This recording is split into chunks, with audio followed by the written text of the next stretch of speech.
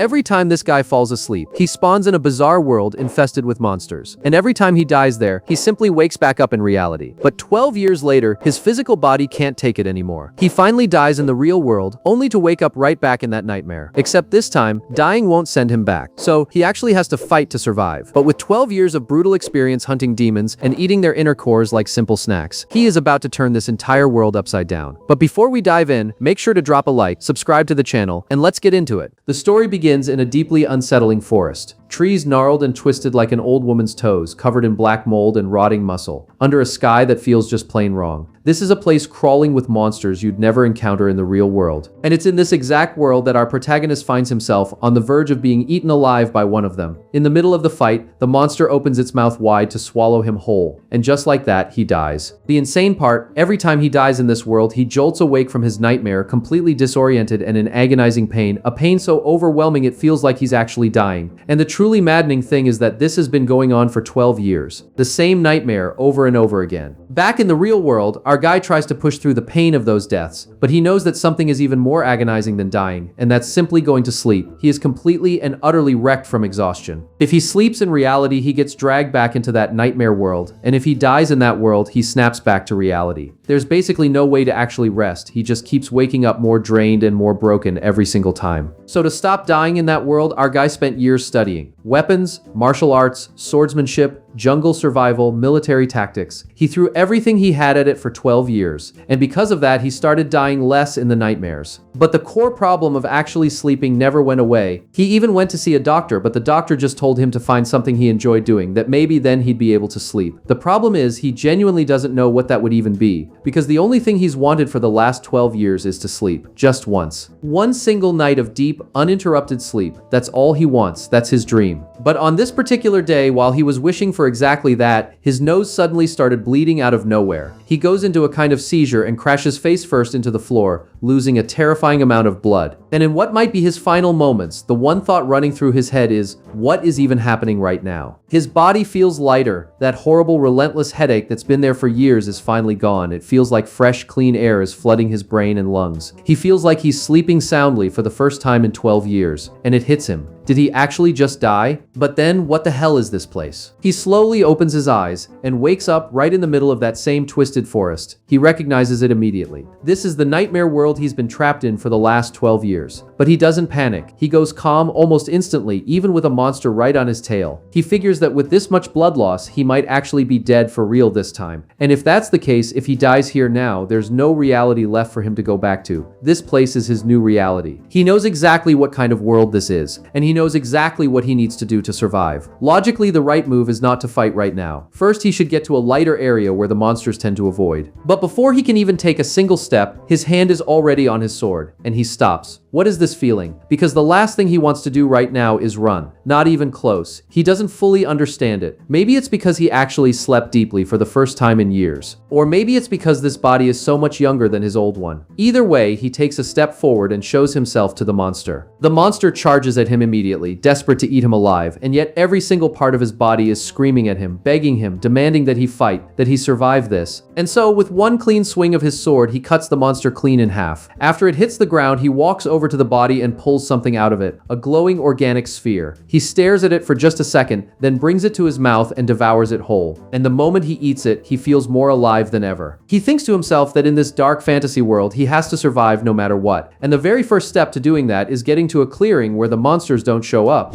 So the next day, our Woo Jin is taking a nap up in a tree when the first rays of sunlight hit his face and wake him up. And finally, after 12 years, he had another perfect night of sleep. After that day, roughly a month passed since he arrived in this world. He kept pushing forward, moving from the darkness toward the light. Even though the urge to fight is always there, he doesn't go looking for trouble. It'd be crazy to risk his life just for the thrill of it. But he can't deny that the need to fight never really goes away. Still, he only hunts when he runs out of food. And right now, he's starting to get hungry. Without a second thought, he charges at the nearest monster and cuts its head clean off. And what does he eat from inside it? That glowing thing. Because he believes that by consuming those cores, he might be able to gain new powers. At the very least, eating them gives him a chance at obtaining the abilities of a magic beast. And ever since he started doing it, adapting to this world got a whole lot easier. He also discovered something else. The body he's inhabiting seems to have belonged to a third-class mercenary. And thinking about it now, he can read the writing of this world too. He doesn't fully understand what the third-class mercenary badge is for, but what he does know is that the existence of this ID means there are other people in this world. At the very edge of the forest, he can finally see the light at the end of the tunnel, but while walking toward it, he spots something on the ground. Looking closer, he recognizes it as a hunter's trap, which means people are nearby, and he breaks into a run toward the light. He finally comes face to face with a small wooden cabin. He walks up and knocks on the door, asking if anyone's home, then immediately just opens it anyway. Nobody's inside. But sitting in the center of the table is a very unusual book. He goes over, picks it up, and starts reading. It's called The Registry of the Demonic Realm. The book contains the full history of this place and all the terminology used in it, written in meticulous detail. This is definitely a book he needs if he's going to survive here. But while Woo Jin was still thinking about that, someone appeared behind him, aiming a crossbow right at his head and asking who he is. This old man, dead serious, tells him to answer now or he's putting a hole in his forehead. Our protagonist turns around and looks at the old man. He's honestly just happy to see another human being, but he can tell pretty quickly that the guy thinks he's a thief, so he calmly tells him not to misunderstand. He just saw a house in this isolated place and came in out of curiosity. The old man tells him to get lost, that he has nothing to do with him. Our guy agrees, sure, yeah, he gets it. But then he picks up the book anyway, and tells the old man that he really wants to read this, asks if he could borrow it, that he'll even pay if he needs to. The old man, even more serious now, asks, and what if he says no? Our Woo Jin is suspicious of this old man, but he knows he needs this book to survive. So if that's the case, he looks the old man dead in the eye and says, well, maybe he'll just have to become a real thief then. After a long moment of the two staring each other down, Woo Jin doesn't know exactly how strong this old man is, but he has a feeling he wouldn't lose. And then just like that, the old man relaxes. He says, all right, a thief wouldn't say he wanted to read a book. Then he smiles and says it's a pleasure to meet him. His name is Hector. Woo Jin, still a bit cautious, gives his own name, Kim Woo Jin. The old man looks completely lost at the sound of it and says he's an unusual one. So Woo Jin just tells him to call him Jin. His name is clearly a mouthful in this world. But interrupting his thoughts, Hector explains that the book is precious to him so he can't lend it out. But if Jin really wants to read it, he's welcome to stay here while he does. In exchange, he'd like some help with a few simple tasks. Jin is genuinely surprised and thanks him right away. Later that evening, Hector cooks for the two of them, and Jin ends up staying at Hector's place for a while. He can tell the old man is shrewd, but he doesn't see him as a bad person.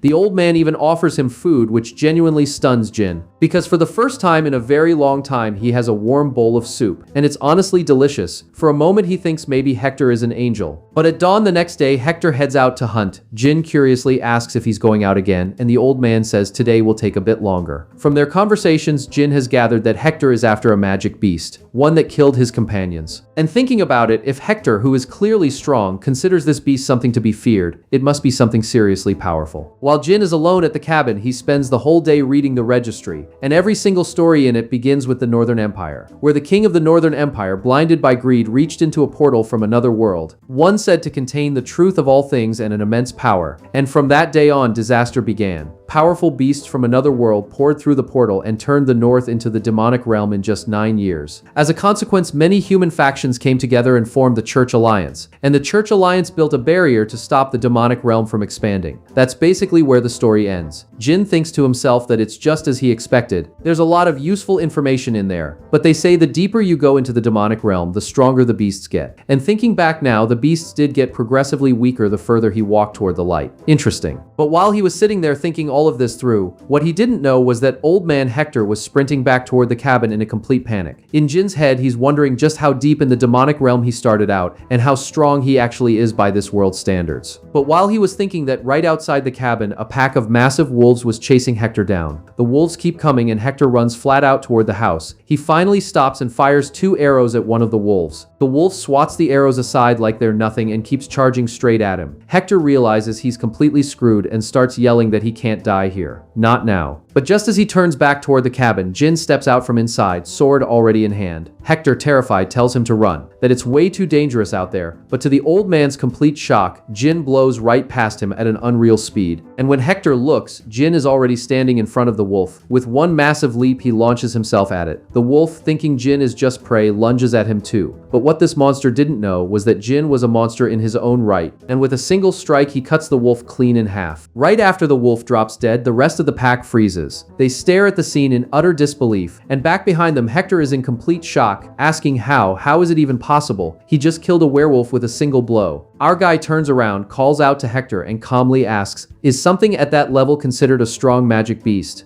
Hector fires the question right back, asking if he wants to know whether werewolves are actually strong. Then he looks Jin dead in the eye and says yes, very. Jin just nods and says he gets it, and that he'll hear the full details after he handles the rest. He turns to face the remaining werewolves, who are all glaring at Jin now. He can tell they're not that strong individually, but there are still about 40 of them, enough to make things ugly if he's careless. So instead of fighting them all at once, his plan is to go straight for the one that looks strongest, the pack leader. Cut it down fast and break their morale. He locks eyes with the biggest one standing right in front of him. That's definitely the leader. Jin starts projecting a heavy dark pressure without even trying. And the moment that pressure hits, the werewolf flinches. It glares back at first, like it's seriously considering attacking. But then it catches itself, looks around nervously, and simply turns away, which sends every other werewolf into confusion. They just watch their leader turn tail and run like his life depended on it. And the leader is howling in wolf speak, telling the pack to get out of there, because that guy is a monster, a much worse monster than any of them. And just like that, they all scatter. Hector stands there completely stunned, asking if they're seriously running. The werewolves, of all creatures, the ones known for their fearless aggression.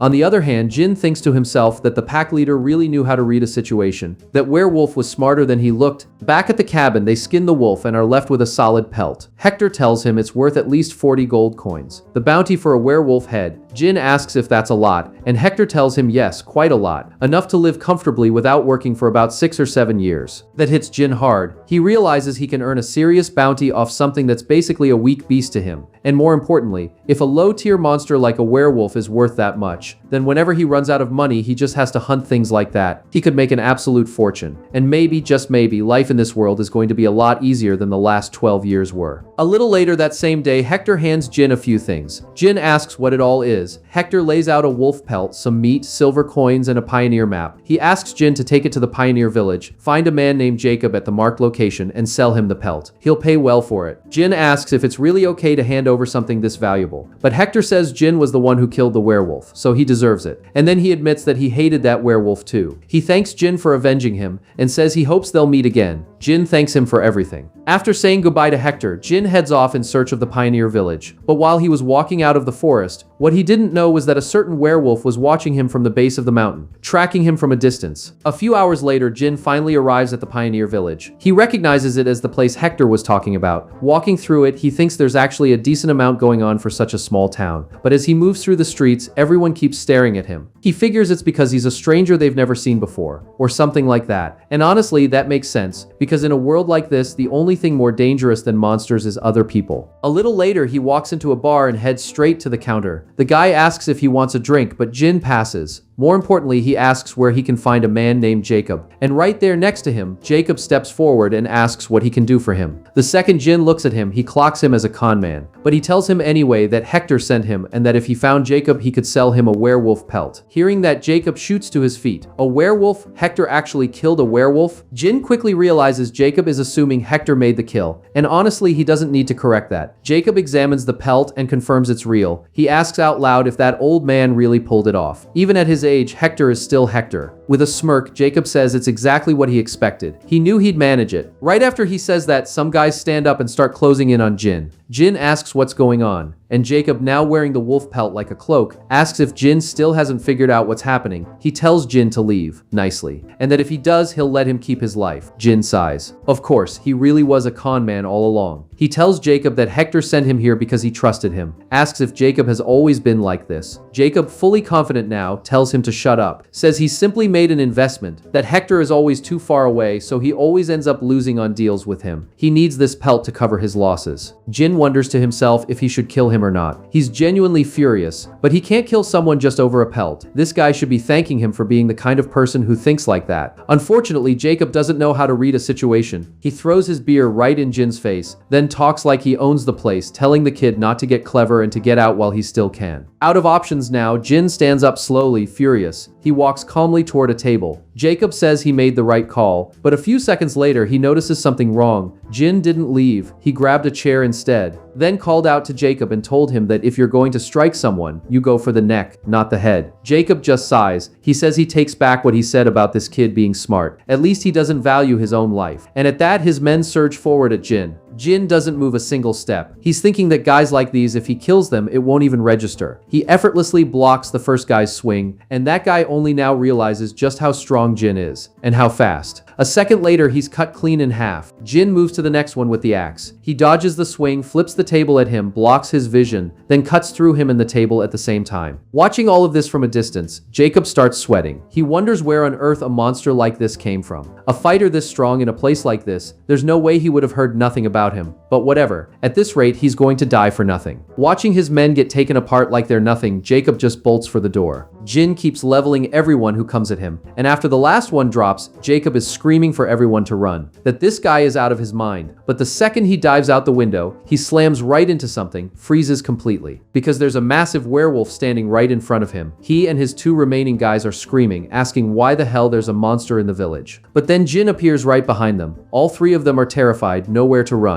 Jin himself is a little surprised. He turns to look at the werewolf and asks if it's that wolf that was following him. The wolf locks eyes with him, and Jin stares back at it like it's prey, calmly asking if it came here looking for death too. That does it. The wolf is immediately terrified. It drops to the ground and starts rolling around like an overgrown puppy, doing everything it can to look as non-threatening as possible. And that image leaves the three criminals absolutely speechless. Jin, genuinely confused, realizes this thing is acting like a stray dog, so he just points at the three of them and orders the wolf to bite. And with gleaming eyes, the wolf immediately obeys. It launches itself at the three of them and starts eating them alive. Watching the wolf do its thing, Jin tells it that it did excellent. Watching his men get torn apart by the wolf, Jacob is absolutely terrified, thinking this is bad. What does he do now? But okay, first things first, he needs to get out of this situation. And since this guy seems like an idiot, he'll probably let him go if he apologizes a few times. So he just drops to his knees in front of our protagonist and bows his head to the ground, begging him to please spare his life, that he'll do anything Jin tells him to do. But in his head, the only thing he's thinking about is revenge. The moment this is over, and Jin just stops his sword right next to Jacob's head, drawing a small trickle of blood. He stares down at this idiot, asking himself who this guy thinks he is. Because this is the exact same situation he's been in before, when his old boss begged for forgiveness and asked him to please just let it go this one time. Back when he said the paycheck hadn't gone through. Jin didn't believe his manager back then, but because the guy was so spineless, he didn't say anything. He had no choice but to accept it. But he never should have, because once he accepted it once, the paycheck that was a week late became a month late, then 2 months, and at some point Jin had to go crawling to his manager, practically begging for his monthly salary. And on that occasion, the manager called him an ungrateful little punk, said they should be supporting each other when things get tough, that kids these days are just too selfish. That was humiliating for Jin. That miserable manager treated him like he was the problem, like he was the greedy one, and he felt like garbage, stuck in that same misery. But he learned a lesson back then, and now watching Jin turn his back, Jacob thinks it worked. This is his chance. So with a grin, he grabs his dagger and charges at Jin from behind, wanting him dead. But before he can even reach him, Jin catches his wrist and tells him that it's trash like him who never learns what remorse actually means. And Jacob finally realizes the real idiot in this situation was never Jin. It was him, because now his head has been separated from his body. Right after the kill, Jin thinks to himself that from this point forward, he will never accept that kind of treatment again. Then he turns to face the wolf, figuring it's the wolf's turn now, but he notices the wolf is holding a bag in its mouth. And Jin starts wondering what to do with this thing because it seems like it's decided to follow him. The wolf crouches down and drops the bag in front of him. It's filled with gold coins. Jin looks at it, then looks at the wolf and asks if it wants to come along. The wolf just presses up against him and snorts, which clearly means yes. Jin scratches behind the wolf's ears and tells it that was a wise choice. He thinks this little guy is going to fit in just fine. The next day, after a solid night's sleep, Jin wakes up feeling completely refreshed. He thinks to himself that mornings like this are something else. He genuinely feels like he could almost fly. After stretching out a bit, he starts washing his clothes. And then he stops and thinks about the fact that he killed people for the first time. Not one or two, several of them. But why doesn't he feel the slightest bit of guilt? He wonders if maybe it's because they were garbage people. But no, that's not it. He knows the emotion he felt in that moment was the same as when he hunts monsters. That raw, total adrenaline. And he knows that something inside him is quietly, slowly changing. He gets a little confused, wondering if he's cursed or something. But well, he survived this far, so he figures he's good. Still, one thing is clear. His life here is going to be very different from the life he left behind. And since he's not going to suffer, he's going to live well. He's just going to enjoy the here and now. So after walking for a while with his new wolf companion, he arrives at the 5th pioneer city. He turns to the wolf and tells it that first things first, he needs to sell this pelt, and asks it to stay nearby but stay out of sight. Now, according to the chronicles in the book, to collect a monster bounty, you have to go to the Order Alliance, and apparently there's a branch of the Alliance in this city too. He finally finds it after a while, walks up to the window and asks if this is the Order Alliance. The attendant says yes and asks what brings him in today. Jin pulls out the wolf pelt and tells him he's here to collect a monster bounty. The attendant, skeptical, says that's just a wolf pelt, that this isn't a place for games. But after a few seconds of looking at it, he freezes and asks if Jin actually collected this himself. Jin tells him yeah, he got it earlier. He's then brought into a private room to wait for another attendant. After a few minutes, the attendant arrives and apologizes for the wait. Given the amount of money involved, they needed to run tests to verify the pelt's authenticity. So it took a little while, but it's genuine. And here is his reward. He's welcome to check. Jin starts going through the coins. He knows this is enough to live comfortably for at least 6 or 7 years. But it still doesn't feel real until he's actually holding it. He thinks it's a completely different kind of adrenaline from hunting. But money is definitely a good thing. Right at that moment, the attendant clears his throat and asks if Jin would be interested in taking on a request. He has a favor to ask. Jin perks up immediately, asking what kind of request. The attendant, visibly uncomfortable, explains that a monster showed up at a nearby quarry and has been causing serious problems. The quarry is too dangerous with the monster around, so the workers can't go in. And since mining has stopped, money stopped flowing through the city. They're on the verge of ruin. Word is this monster is stronger than a werewolf. But if you think you can handle it, Jin cuts him off and asks what kind of monster it is. The attendant says its name is the Mad Skull. It's a monster with a 70 gold coin bounty that genuinely surprises Jin, because he's already read about the Mad Skull in the chronicles. And more than that, he's already faced one. He knows this monster has an incredibly hard skull and is insanely aggressive, incomparably more powerful than a werewolf. It makes total sense that it's causing this much trouble. He spent almost an entire month trying to kill one the first time around, because he died 28 times in the process. The attendant asks if he thinks he can take it down. Jin pauses for a moment, then with full confidence says of course he can. His next target has been decided. A little later, at the quarry, Jin mutters to himself that it makes sense the workers aren't here because of the Mad Skull. And honestly, the gloomy, oppressive atmosphere of an abandoned mine really does make your skin crawl. This is definitely a place he wants to get out of as fast as possible. Better to wrap things up quickly. But while heading toward the mine, he runs into another group of guys. One of them walks up to Jin, apologizes, and asks if he could wait his turn. They got here first and were getting ready to fight. Jin looks at them and quickly realizes they want him to step aside because they arrived first. He asks since when is there a line to hunt monsters. The guy says that actually Jin could just join their group and they could hunt it together. But in Jin's head, he realizes this guy is trying to recruit him out of nowhere. If he waits for them to finish and they somehow manage it, that's a massive waste of time. But then again, he doesn't need to fight them over something as simple as who goes first. Even if he has to split the reward, working together might be the smarter play. Still, he can't just trust random people here. So he looks at their leader and asks why they want to bring him along when they already have so many people. The guy says it's a little embarrassing to admit, but he prioritizes safety over performance, and it would really help if Jin joined them. He can tell Jin is strong. Jin, genuinely confused, asks why the guy is suddenly talking so formally. And sure enough, just as he suspected, these guys are pretty weak. He asks the leader why he thinks Jin is strong. The guy says that if he weren't, that wolf wouldn't be following him. Jin looks to the side, and there's a girl petting his wolf. The guy adds that wolves are known for being completely untamable. Even the Order Alliance can't domesticate them. Seeing a wolf willingly follow a human is something truly remarkable. Jin, pretty surprised, remembers he told the Dogon to stay hidden.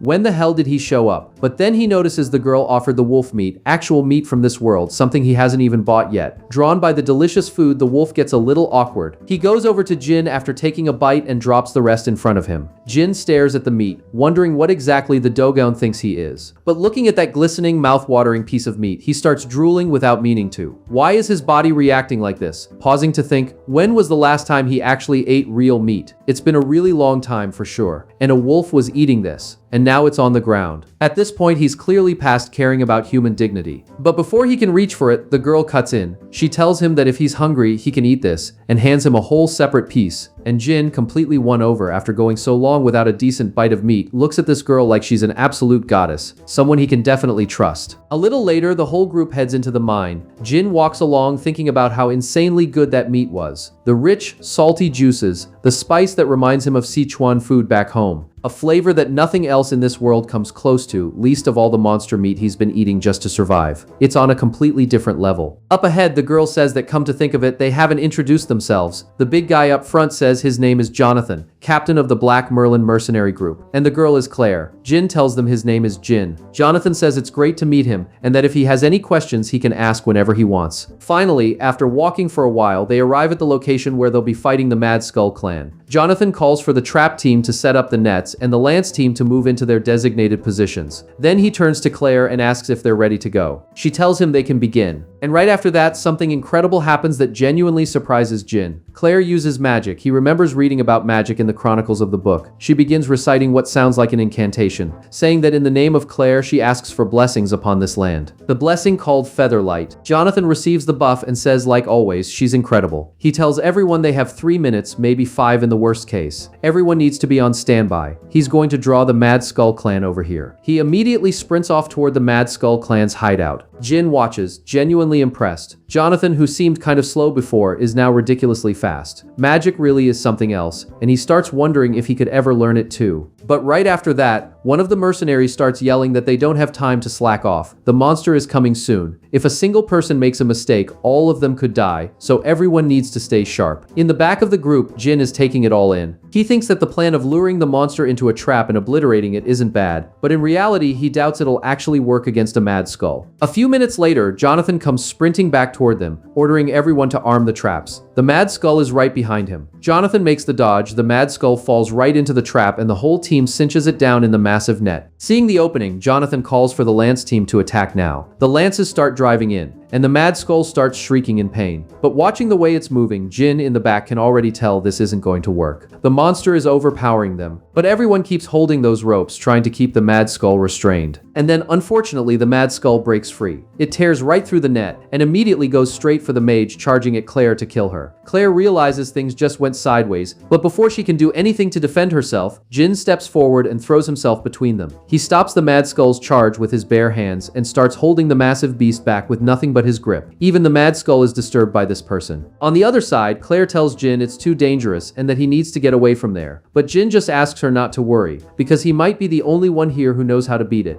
And so Jin heaves the Mad Skull to the other side, buying himself just enough time to grab his sword and block the incoming charge. But after that exchange, he starts thinking. He thought he'd gotten stronger, but this Mad Skull has way more raw power than he expected. And while he was thinking that, the monster caught the opening. But right behind Jin, another spell was being cast. Using the power of wind, Claire pulled Jin closer to her and told him she'd help too, and then she buffed him. Jin immediately feels it. His body feels lighter, like someone just lifted a 30-kilogram pack off his back, and he knows that with this, taking down the monster should be a whole lot easier now. Then Jonathan appears beside him and asks if Jin knows any way to beat it. Says the group can help, but Jin tells them no, they need to stay where they are. What surprises everyone is when Jin says it's easier to handle this one alone. And he basically just starts running, pulling all the monster's aggro onto himself. He thinks through what he knows. To hunt a Mad Skull, there are a few things you need to understand. Despite the name, it's basically a boar at its core. It runs fast in a straight line, but changing direction is incredibly difficult for it. So first, he's going to use that against it to stop it cold. Now that the fight has spilled out of the mine, they're in the open air. Jin thinks to himself that so this is what a buff feels like. The Mad Skull is already having a much harder time chasing him than it did before. On to step 2. The Mad Skull's tusks are as long as swords and function basically like hands do for humans. But they can't be cut by a regular sword. So instead, he's going to aim for the nose. That's its weak point. The moment he slices off the Mad Skull's nose, the monster lets out a scream, and Jin notices that every movement the creature makes now amplifies that pain. At this point, attacking Jin has become an enormous problem for the Mad Skull. So basically, this thing has no more chances left. Jin runs across its entire body, cutting off each of its legs one by one, and with that completely unhinged look on his face, he knows it's over. After a little while, the mercenary group comes running toward Jin, but they stop dead when they see the destruction and start asking each other what the hell happened here. Claire says they need to find Jin, but right at that moment, Dogaun appears and blocks their path. Claire, surprised, asks what's going on, and she asks if he really means for them not to interfere, which is at least what she thinks his behavior is telling her. A few minutes later, Jin finally walks out and shows himself. The group, pumped up, asks what happened to the monster. Jin, finishing what was basically his lunch, says he can't resist a good monster essence. Then he just tells them the Mad Skull doesn't exist anymore, which leaves them all confused. So he shows them what's left, just meat and hide. The mercenaries go wild, saying he was absolutely incredible. incredible, asking if he really did all of that by himself. Jonathan says he's never heard of anyone taking down a monster like that solo. But unlike the rest of them, Dogon picks up on something. He turns and starts sniffing in one direction, and when they follow his gaze, there's another mad skull appearing. Jonathan is stunned. There are two of them? This is bad. The intel was wrong. But right at that moment, Claire tells him to wait, because it looks like the first one had babies, two tiny little piglets, and this giant creature is simply their mother, the wife of the mad skull they just killed. And she starts looking at them in a way that feels almost like she's begging for forgiveness. Jin meets her gaze and tells the little ones to get out of here. Just like that, she turns around, herding the piglets away with her. Jonathan from behind asks if they're seriously just going to leave like nothing happened. Claire says they were probably planning to raise their young here. Even Jonathan admits he feels kind of bad about the whole thing. But in the end, he's just glad she left peacefully. Later that evening, back in the 5th Pioneer City, the whole group is celebrating inside a bar. Jonathan says they did an outstanding job, and thank the heavens there were no casualties. He's really happy they managed to take down a mad skull. But now he wants to talk about the highlight of the hunt, which is the reward split. And that gets everyone fired up. Claire looks at all the money and asks if the bounty wasn't just 70 gold coins, because this looks like a lot more. Jonathan says that's thanks to his negotiating. He explains to everyone that it wasn't just one mad skull, it was two, plus the piglets. And since the job was more dangerous than the intel suggested, he pushed for a bigger payout, so in the end they came out with 110 gold coins. The group bursts out laughing and says it's exactly what you'd expect from their captain. Jin, on the other hand, points out that they didn't even fight the mother, so why did they still get paid for her? The captain says that about that he told a small lie. The group loses it again, saying he's unbelievable. Jin just sighs, thinking these people are really something else. But then Jonathan walks over to Jin and announces to everyone that he's thinking of giving half the earnings to Jin. He asks if anyone objects, which completely blindsides Jin, who asks what he means by half. But the captain says that without him, all of them would be dead. So please accept it. The base reward went up anyway, so there's plenty to go around. And that's what the whole group wants. The mercenaries all nod in agreement. Jin thinks to himself that the buff and the trap setup were genuinely a big help. And clearly,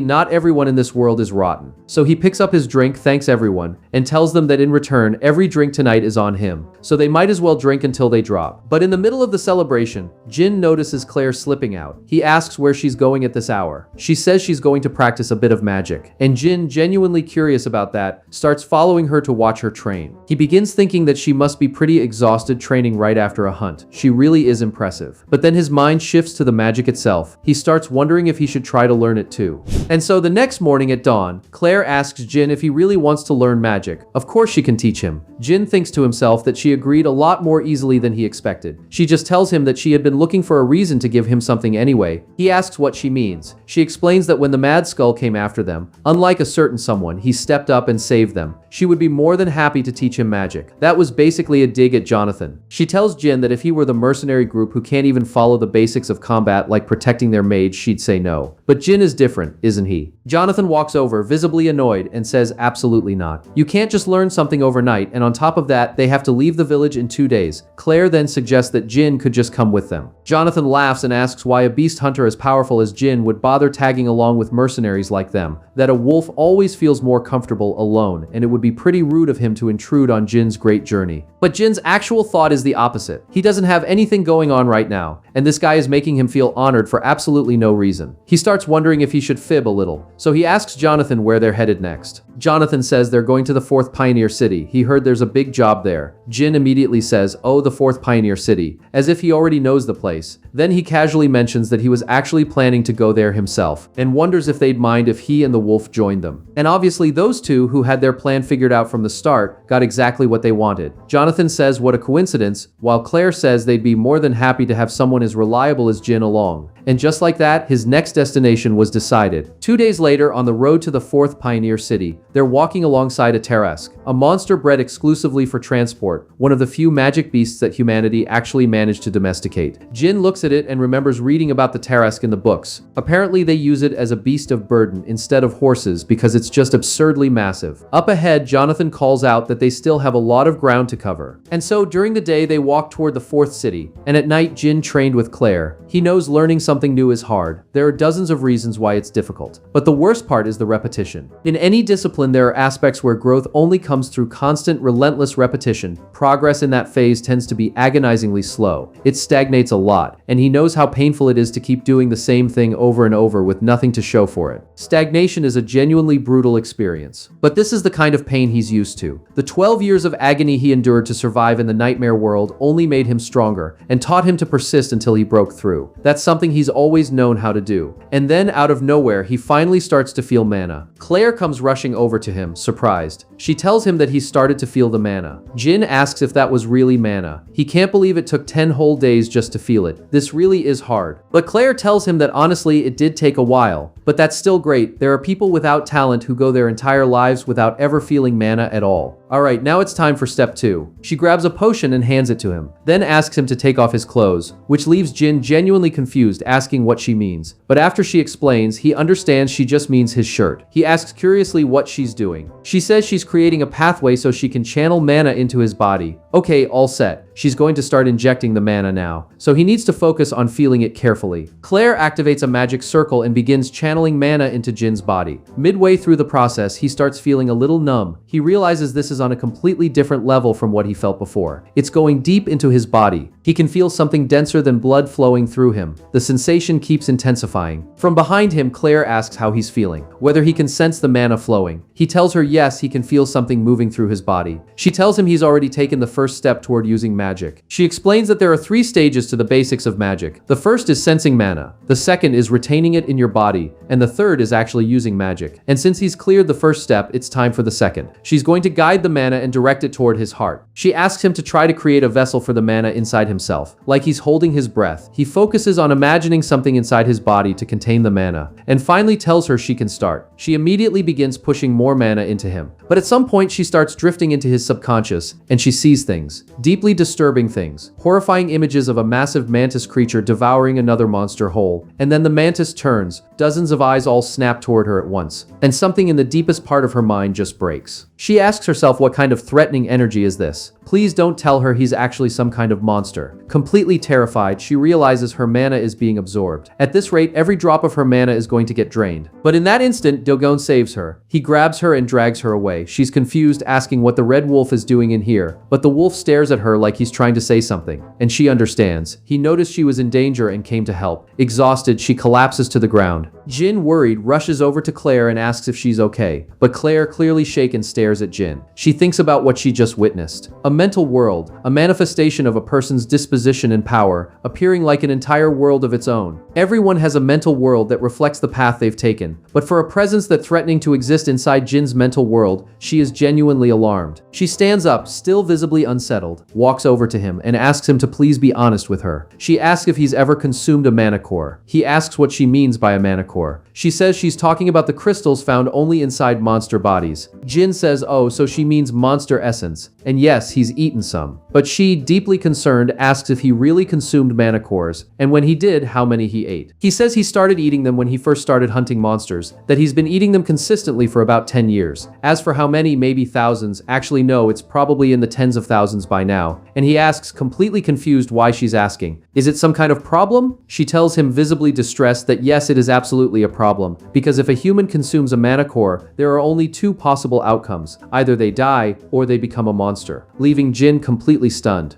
And so we're told about karma, also known as retribution. It's the name for the energy found throughout the demonic realm. Beings that absorb it develop bizarre abilities in their bodies. And the core of a monster is essentially a crystallized mass of karma that accumulated inside them over time. Turning this over in her mind, Claire looks at Jin and thinks that he really is strange. And that thought is really bothering her, because it makes her think about the Black Priests. Because when the portal from another world appeared and karma swallowed the land, there were humans who followed the monsters, humans who absorbed karma and began worshipping them as angels. Those people also ate monster cores. Some of them even sacrificed other humans to the monsters. They were called the deranged ones. And she remembers that Jin told her he's been eating them for over 10 years, and that the number is probably in the tens of thousands. She thinks about the kind of person who would eat monster cores for that long, that consistently. And she finds herself wondering if maybe Jin is actually a black priest. But then she dismisses it. If he were really a black priest, he wouldn't just openly admit he eats cores. and he wouldn't have let her see his mental world. But that somehow makes it even stranger. Because even if he didn't know the cores were dangerous, why on earth would anyone eat something that disgusting? This guy is genuinely bizarre. What she doesn't know is that Jin ate them because he saw other monsters eating monster cores, and he basically just copied them. Standing right beside Jin, she tells him to stop eating them starting now, that he's only survived this long out of pure luck, and someday that luck is going to run out. Jin, however, starts thinking it over. She's saying that eating monster cores kills you or turns you into a monster, but there's a living witness standing right in front of her, so that information might just be wrong. But if she's right, then the fact that he felt nothing after killing people and the way he keeps craving more fighting might all be because of the monster cores he's been eating for these 12 years. He just tells her that, well, he'll try not to eat them anymore. And she snaps back that try is not good enough. He needs to stop. Never eat another one, not a single one. Because if he keeps eating monster cores, it's not just his life that's at risk. He also won't be able to use magic. That stops Jin cold. He asks if she's serious. He won't be able to use magic. She sighs, thinking to herself that apparently magic is more important to him than his own life. She tells him that in his current state, using mana manifestation is going to be very difficult. But he doesn't need to stress too much because he should at least be able to use mana arts. He asks what mana arts are. But then the scene shifts to the center of the 4th Pioneer City. Jin comments to the others that there are a lot of mercenaries gathered here. Claire says it's too early to be surprised, because the scale of this request is something serious, and it's being supervised by a holy knight, that white-haired man right there, Raymond. Jin starts studying him. He thinks this man has accumulated so much aura that he can't even begin to compare him to the mercenaries. You can just tell he's not a regular human. Jin asks curiously if large crowds like this always gather when a holy knight shows up. Claire says it's because this is a request from the Golden Beetle. Jin gets very excited and asks if that's some kind of insect monster. She asks if he really doesn't know what it is. He admits he has no idea. She says it's pretty clear he really doesn't know anything beyond hunting. Jonathan steps in to explain. The Golden Beetle was the greatest businessman in the land, a magnate with assets so vast he was considered the wealthiest person anywhere, but he died recently. Jin asks what he means, died just like that. Was he murdered or something? The captain says there are rumors about that, but nothing confirmed. Jin, still confused, says, okay, so the Golden Beetle is dead, then why are all these people gathered here? Jonathan explains that the Golden Beetle had 2 children, and since they've inherited his fortune, someone needs to escort that fortune safely into the fortress. That's the job. Jin thinks about it, so they need to escort the wealth of a magnate of that scale. No wonder there's such a crowd. And at that moment, an announcement starts. It's the Black Merlin mercenary group's turn. Jonathan immediately grabs Jin and pulls him inside the building. And so there they are, face to face with a holy knight. Jonathan tells Raymond that this is the man, the strongest member of his group, the one who captured a mad skull and tamed a werewolf. They call him Skull Crusher. Jin, hearing that, goes right over to Jonathan and asks what he means by Skull Crusher. The captain just tells him to go with it and not worry about it. Raymond fixes his gaze on Jin. He tells them that for the Black Merlin group, they'll pay 100 gold coins. They leave tomorrow at sunrise. Everyone should be ready. Jonathan is thrilled, saying now that's what he's talking about. But Jin asks if they really have 100 gold coins just lying around like it's nothing just to move some luggage. The captain says that's how this business works. Half is for the work and half is for the name. That's how the hiring rate is calculated. And thanks to the name Skull Crusher, they secured a great deal. Jin, completely lost, asks what any of that means. The captain says it's the nickname he earned after taking down that giant boar. Jin is a little uncomfortable with that and wonders to himself who in the world came up with such a terrible name. But even so, 100 gold coins is no joke, and he thinks that this level of reputation could help him learn mana arts. Later that night, in the mercenary group's barracks, there are fights going on in a makeshift ring with some serious bets on the line. Claire, watching curiously as Jin gets ready, asks if he's going to join too. Jin tells her that she mentioned holy knights are highly skilled with mana arts, so his plan is to get Raymond's attention and learn mana arts from him. He asks her not to worry because he has something in mind. He knows from the chronicles that holy knights are the type who take notice when they see something impressive, and if they recognize your strength, they're said to treat you well. That won't be a problem for him, because in a ring where people put their reputation on the line, he's going to get that holy knight's full attention. And the first opponent in front of him goes down with a single punch, followed by a headbutt. The crowd goes absolutely wild, chanting Skull Crusher. Jin, watching from a corner, knows it's a good sign. He's got Raymond's attention now. But just catching his eye isn't enough. He needs to go for real. He needs Raymond to actually take him seriously, so he needs to keep putting people down. If he beats 2 or 3, Raymond will wonder where this guy came from. But once he's beaten dozens, if Raymond is truly a holy knight, he'll think about putting his own knight apprentice in the ring against him. And that's exactly what happens. Raymond sends Rex out to fight that mercenary. And when that moment arrives, Jin is going to start playing for real. So he turns to face Raymond and says he refuses, thinking to himself, the negotiation starts now.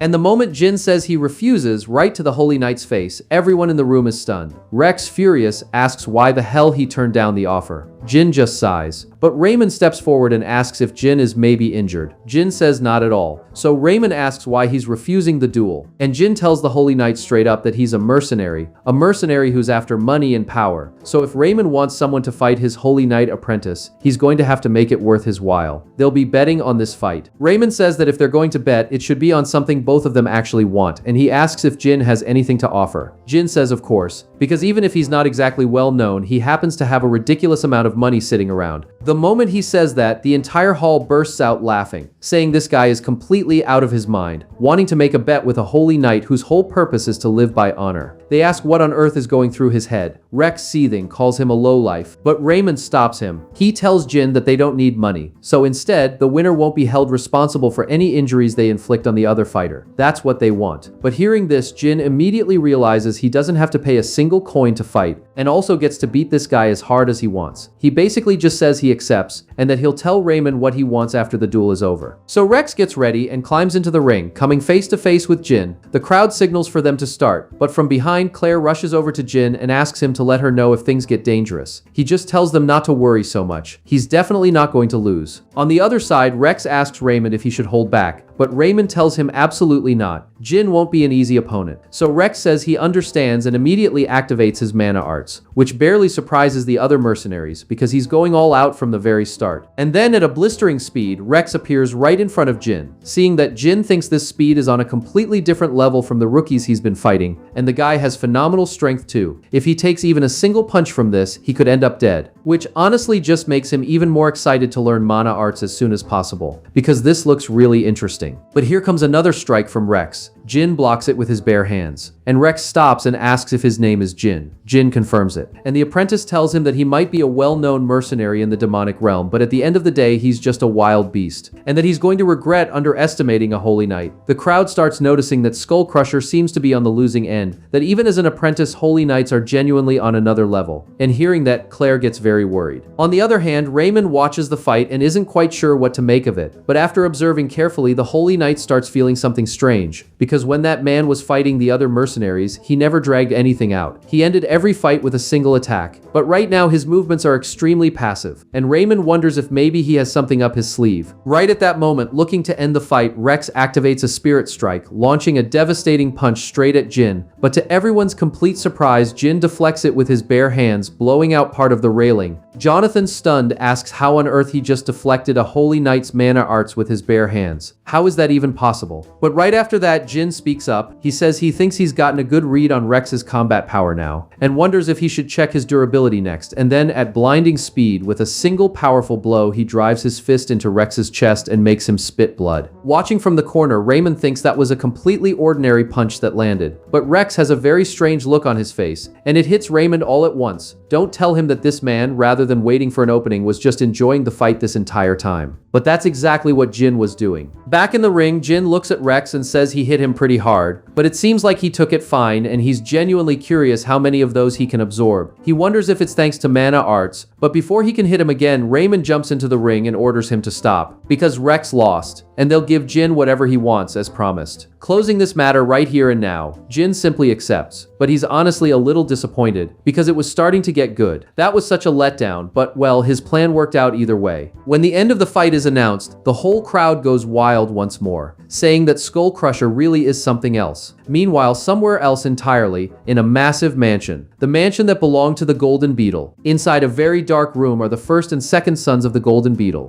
Derek being the first, and Cedric the second, and these two enormous men eat like there's no tomorrow. It's Cedric who asks Derek if they're really going to wait a full 10 days to enter that fortress, and Derek says that the people from the Order Alliance, even after being paid so much money, are still going to take 10 days. It's just like those idiots to do that, all bark and no bite. But Cedric, clearly anxious, asks if they'll really be okay until then, and Derek says there isn't much they can do, they just have to hope their bodies hold out until then. And while they eat like animals, something very strange begins appearing and rising along their backs. And so we're given an explanation of mana manifestation, a method that uses mana as if it were part of the user's own body with the goal of enhancing muscle strength and weapon power. And even with little natural talent, anyone can use it. But depending on the user's level of mastery, this basic technique can let someone split seas and mountains. And Raymond demonstrates the supreme technique, the sacred flame slash, cutting straight through a tree like it's nothing. And obviously fawning over his superior, Rex says that Lord Raymond was absolutely incredible just now, that with that pure aura he truly is the hope of the Holy Knights, and asks how he can possibly be so perfect. Meanwhile, Raymond just tells Rex it's his turn now. And the kid, who honestly acts like Raymond's loyal puppy, says he's ready and is going to give everything he has. On the other side, watching all of this, Jin thinks he's seen that look before, and especially that behavior, which reminds him a lot of his own Rex. But he turns to look at the tree and thinks there's something more important here. He wants to know if this is the true form of mana manifestation, because it seems even more powerful than what high-ranking knights have shown him. Raymond genuinely seems like someone special. But Raymond tells Jin that he might be capable of cutting through anything, even without using a technique. He's already shown him once, so he can focus and watch again. Jin says he understands, and Raymond explains that just like the veins in his arm pop out and the muscle fibers tense when he flexes, he needs to keep the flow of mana controlled within his muscle group. In the back of his mind, Jin realizes that so far this technique is similar to what Claire taught him. So after a few seconds, he starts to feel the mana, but he wonders why there's so much mana flowing through his body, and when did it start accumulating this much inside him? He notices it's a calm and gentle flow of mana, and he thinks it might be Claire's mana. But right at that moment, something strange starts happening. While behind him, Raymond tells him to now slowly start using the mana, little by little, moving his body slowly at first, which will be a big help. But then Raymond finally notices something wrong. When he looks over, he's stunned to see Jin manifesting an incredibly dark aura, and he realizes Jin can already use mana arts even though he only just saw them for the first time. And that's not even the most impressive part. What on earth is that terrifying mana surrounding him? Mana arts normally manifest colors and shapes based on the user's mental world, but right now a deeply disturbing and sinister aura is coating his mana. Raymond gets very unsettled and starts wondering what exactly Jin is hiding inside his body. And then right after that, he watches Jin go through his sword forms, but now with his blade wrapped in aura. For Jin himself, he wonders if maybe it's because he doesn't have solid control over it yet, but it seems to consume more energy than it should. Even so, it looks insanely cool, and he wants to test this in real combat as soon as possible. But then the next day they get back to the actual job, and Claire, beaming, tells him that he already learned mana arts, that it's genuinely hard to do, so he's really something else. Jin just tells her it's all thanks to her, but more importantly he asks if she's okay, because when she helped him before, some of her mana must have gone into his body, and she says nervously that yes, she's fine, that he saved her life in that moment, so she should just think of it as a small gift from her. But Jin knows that even if she says that, it still feels like it was a massive amount of mana, and he can't just let that go, because thanks to her he was able to learn mana arts so quickly. But then Rex appears beside Jin, saying he really didn't expect this, but that he's very happy about one thing, which is that Jin only learned the basics. He tells Jin to take it easy on the training, and not to forget to show respect and gratitude, because Lord Raymond sacrificed his precious time for someone like him. And looking at him, both Claire and Jin think that maybe he's still bitter about losing. But seeing that, Jin gets excited, because this is perfect. He was starting to get bored, and he's going to poke at the guy's ego a little to start something. So he just slaps Rex's horse on the flank, sending the horse bolting. But watching from the side, Raymond tells Jin to go easy on him. He promises he'll make sure Rex doesn't cause any trouble, but right at that instant, to both of their surprise, they start hearing shouting coming from the brothers' cabin. And in that moment, someone gets hurled out the window, screaming that they said they're hungry and to bring food right now. Watching that, Jin comments that something seems to have happened over there, but Raymond asks him not to worry too much about it. It's just the usual arrogant behavior from those two. Jin asks if he's talking about the Golden Beetle's kids, and Raymond confirms it. Ever since the Golden Beetle died, they haven't stopped eating compulsively, and the moment their meals are interrupted, they snap. The more he thinks about it, the more of a headache it becomes. Better to just ignore them. But on Jin's side, he thinks there's still something strange about eating this much just to relieve stress, and right now he has a bad feeling about this, because every time those food supplies run low, something like an anxiety builds up inside him, like a monster is about to appear any second. And it turns out Jin's instincts are pretty sharp, because literally the next second, a monster actually appears. Everyone around looks around asking what's happening, and in that moment, the transport beast drops dead on the ground as well. Raymond asks asks what's going on, and a mercenary says the Tarrasque carrying the passengers suddenly went berserk. Noticing this, Raymond gets concerned because the Golden Beetle's sons are in there. He immediately calls for Rex and orders them to move in. The top priority is the passengers' safety, and they need to find another way to subdue the Tarrasque, even if that means killing it. Rex says he understands and charges in at the monsters. But right at that moment, something else happens. The cabin is completely destroyed, and from the center of it emerges a massive tentacled monster. Seeing that, Claire screams that it's a demonized human. Jin asks what that is, and she explains that they're people who've transformed into demonic beasts due to the karma energy of the demonic realm, and those people are called demonized humans. Jin immediately asks if humans can really turn into monsters. Right at that moment, Raymond activates the supreme technique, the Sacred Flame Slash, and charges straight at the massive monster, cutting it in half. Then he immediately calls for Rex to follow up with a combined attack, and Rex strikes the monster as well. But from a distance, Raymond realizes the monster is regenerating, so he shouts for Rex to wait, but unfortunately it was too late. The kid couldn't react in time, and the only thing that remained was his arm still gripping his sword.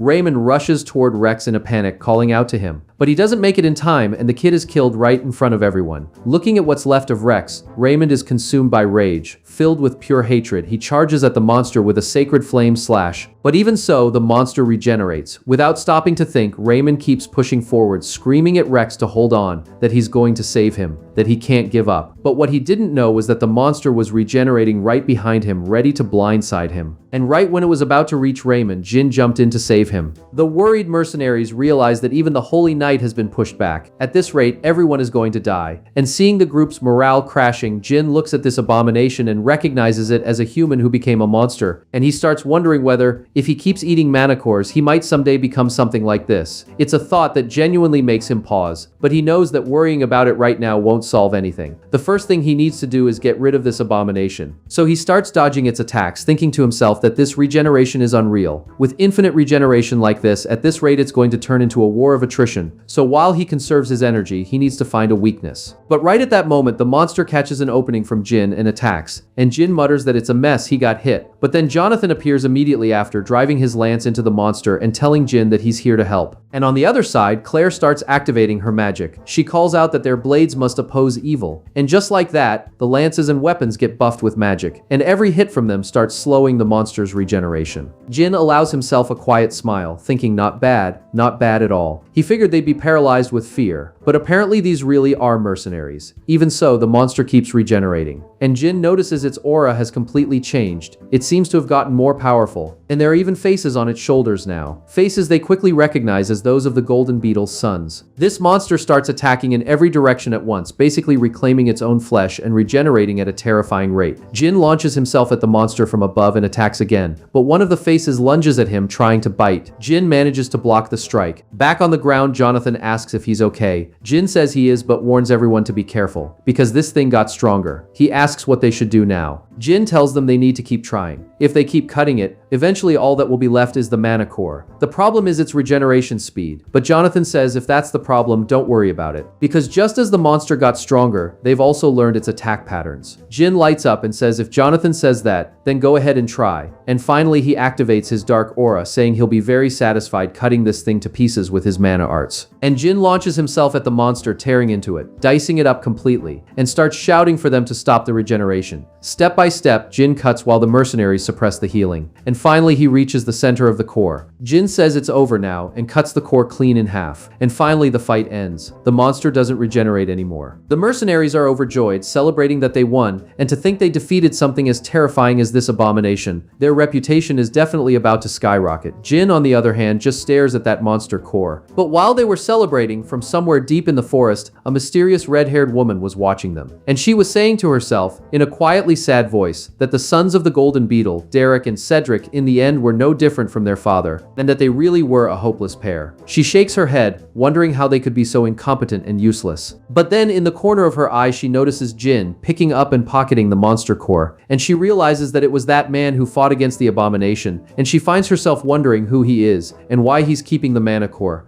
So later that night, while everyone else is asleep, Jin takes the core and starts eating it somewhere alone, of course. And after he does, he starts feeling something strange. He realizes it's a memory, the brother's memory, where they were being used essentially as sacrificial offerings. And right in that moment, a mysterious woman appears in the memory. She tells them that the fact that their father, the golden beetle, died is simply the result of his own incompetence, and that if they truly want to live, they need to show results. They need to show her how special they are, and whether joining her is actually worth her time. She then takes some kind of essence and throws it directly into Cedric's eye, and he starts screaming in agony as something like a worm begins burrowing into his body. And then Jin jolts awake from that nightmare and rushes to the side to throw up violently. He knows it's rare, but eating a mana core can sometimes grant him the power of that monster, or sometimes it makes him absorb its memories instead. Stopping to think about it, these mana cores are really full of side effects. And that memory just now was probably from one of the golden beetle's sons. Apparently they were turned into abominations after someone threw that substance into their eyes. And from what he knows, abominations arise when humans are corrupted by karma, which means that liquid contained karma in it. And in that case, that woman would be a dark priestess. But right at that moment, Claire appears behind Jin, saying they need to leave now. But when he turns around, she notices he's drenched in sweat and asks what's going on. And please don't tell her he actually ate another mana core. Jin tells her no, it's not that. But he's wondering whether he should tell the others, because how on earth would he even explain that he sees a monster's memories as a side effect of eating a mana core? And he knows that saying too much could end up causing a serious misunderstanding. So he just leaves, telling Claire not to worry so much, that it's nothing, thinking he'll keep this to himself for now. But as they walk away, that red-haired woman observes them from a distance, especially Jin, and she wonders if maybe he's plotting something. To think that someone who eats raw mana cores is out here doing the same kind of work as the Order Alliance. She mutters to herself that she's very curious about what happens the next time they meet, and whether they'll end up as allies or enemies. But later, at the end of the day, they hold a burial for the fallen, especially for the knight apprentice Rex, and Raymond offers his prayers to Heya, the god of harmony. He says that Rex was the most courageous of anyone, that he dedicated his entire life to peace. So he asks Heya to please watch over him, so that his sacrifice was not in vain. But watching from the sideline, Jin thinks that even though he only ever dueled him once, Rex seemed really young, which is a shame. But right at that moment, Raymond is startled by something. He notices a red wolf up on the mountain ridge, and he simply drops to one knee, saying that he gives thanks. While Jin asks out loud what he's doing all of a sudden, the knight tells him he's expressing gratitude for the comfort of Heya, the god of harmony, and that for their order, the red wolf is considered the closest companion of Heya, the god of harmony, and that the fact a red wolf appeared now means Heya is consoling them. But Jin asks what on earth he's talking about, because that red wolf over there is just his stray dog. And the knight, absolutely furious, says that's blasphemy. How dare he call the red wolf a stray? On top of that, this creature is not a species that can be domesticated. So to prove it, Jin calls Rex by a goofy name, staring at him with a completely straight face and telling him to stop messing around and come here right now. And Rex, terrified, shuffles over to him like a helpless little puppy, even holding his paw up for his owner. Raymond, completely stunned, asks how he did that. That the red wolf is a creature even his entire order failed to tame. How could a single person manage it? Jin explains that he ended up killing a werewolf, and Rex saw it happen and just started following him since then, which leaves Raymond even more lost than before, wondering just who on earth this guy is. And then Raymond begins preparing the grave for Rex, and afterward the wolf. He walks over to Jin and asks if he could please ask a favor. If the red wolf doesn't already have a name, he asks that Jin please name him Rex. First, because taking a creature his order considers sacred and calling it a stray is extremely disrespectful. And second, with the unwavering determination to purify the entire demonic realm, he wants the will of Rex, who fought against evil until the very end without ever dropping his sword, to not end here. So he asks Jin to please let the red wolf carry on Rex's legacy under that name. Jin starts thinking about this so-called legacy. He looks at his wolf and asks if he agrees, and the wolf signals yes. So Jin says in that case his name will be Rex, which leaves Raymond genuinely moved, thanking Jin. But right at that instant, while they were talking, a man appeared out of nowhere, making a comment about the timing, like maybe this old man showed up at a bad moment or something. And Raymond, very surprised, recognizes him as the elder. Hearing that, Jin thinks that if he's truly an elder, that makes him one of the highest authorities in the region. And this blind old man is the elder of the third pioneer city, Bo.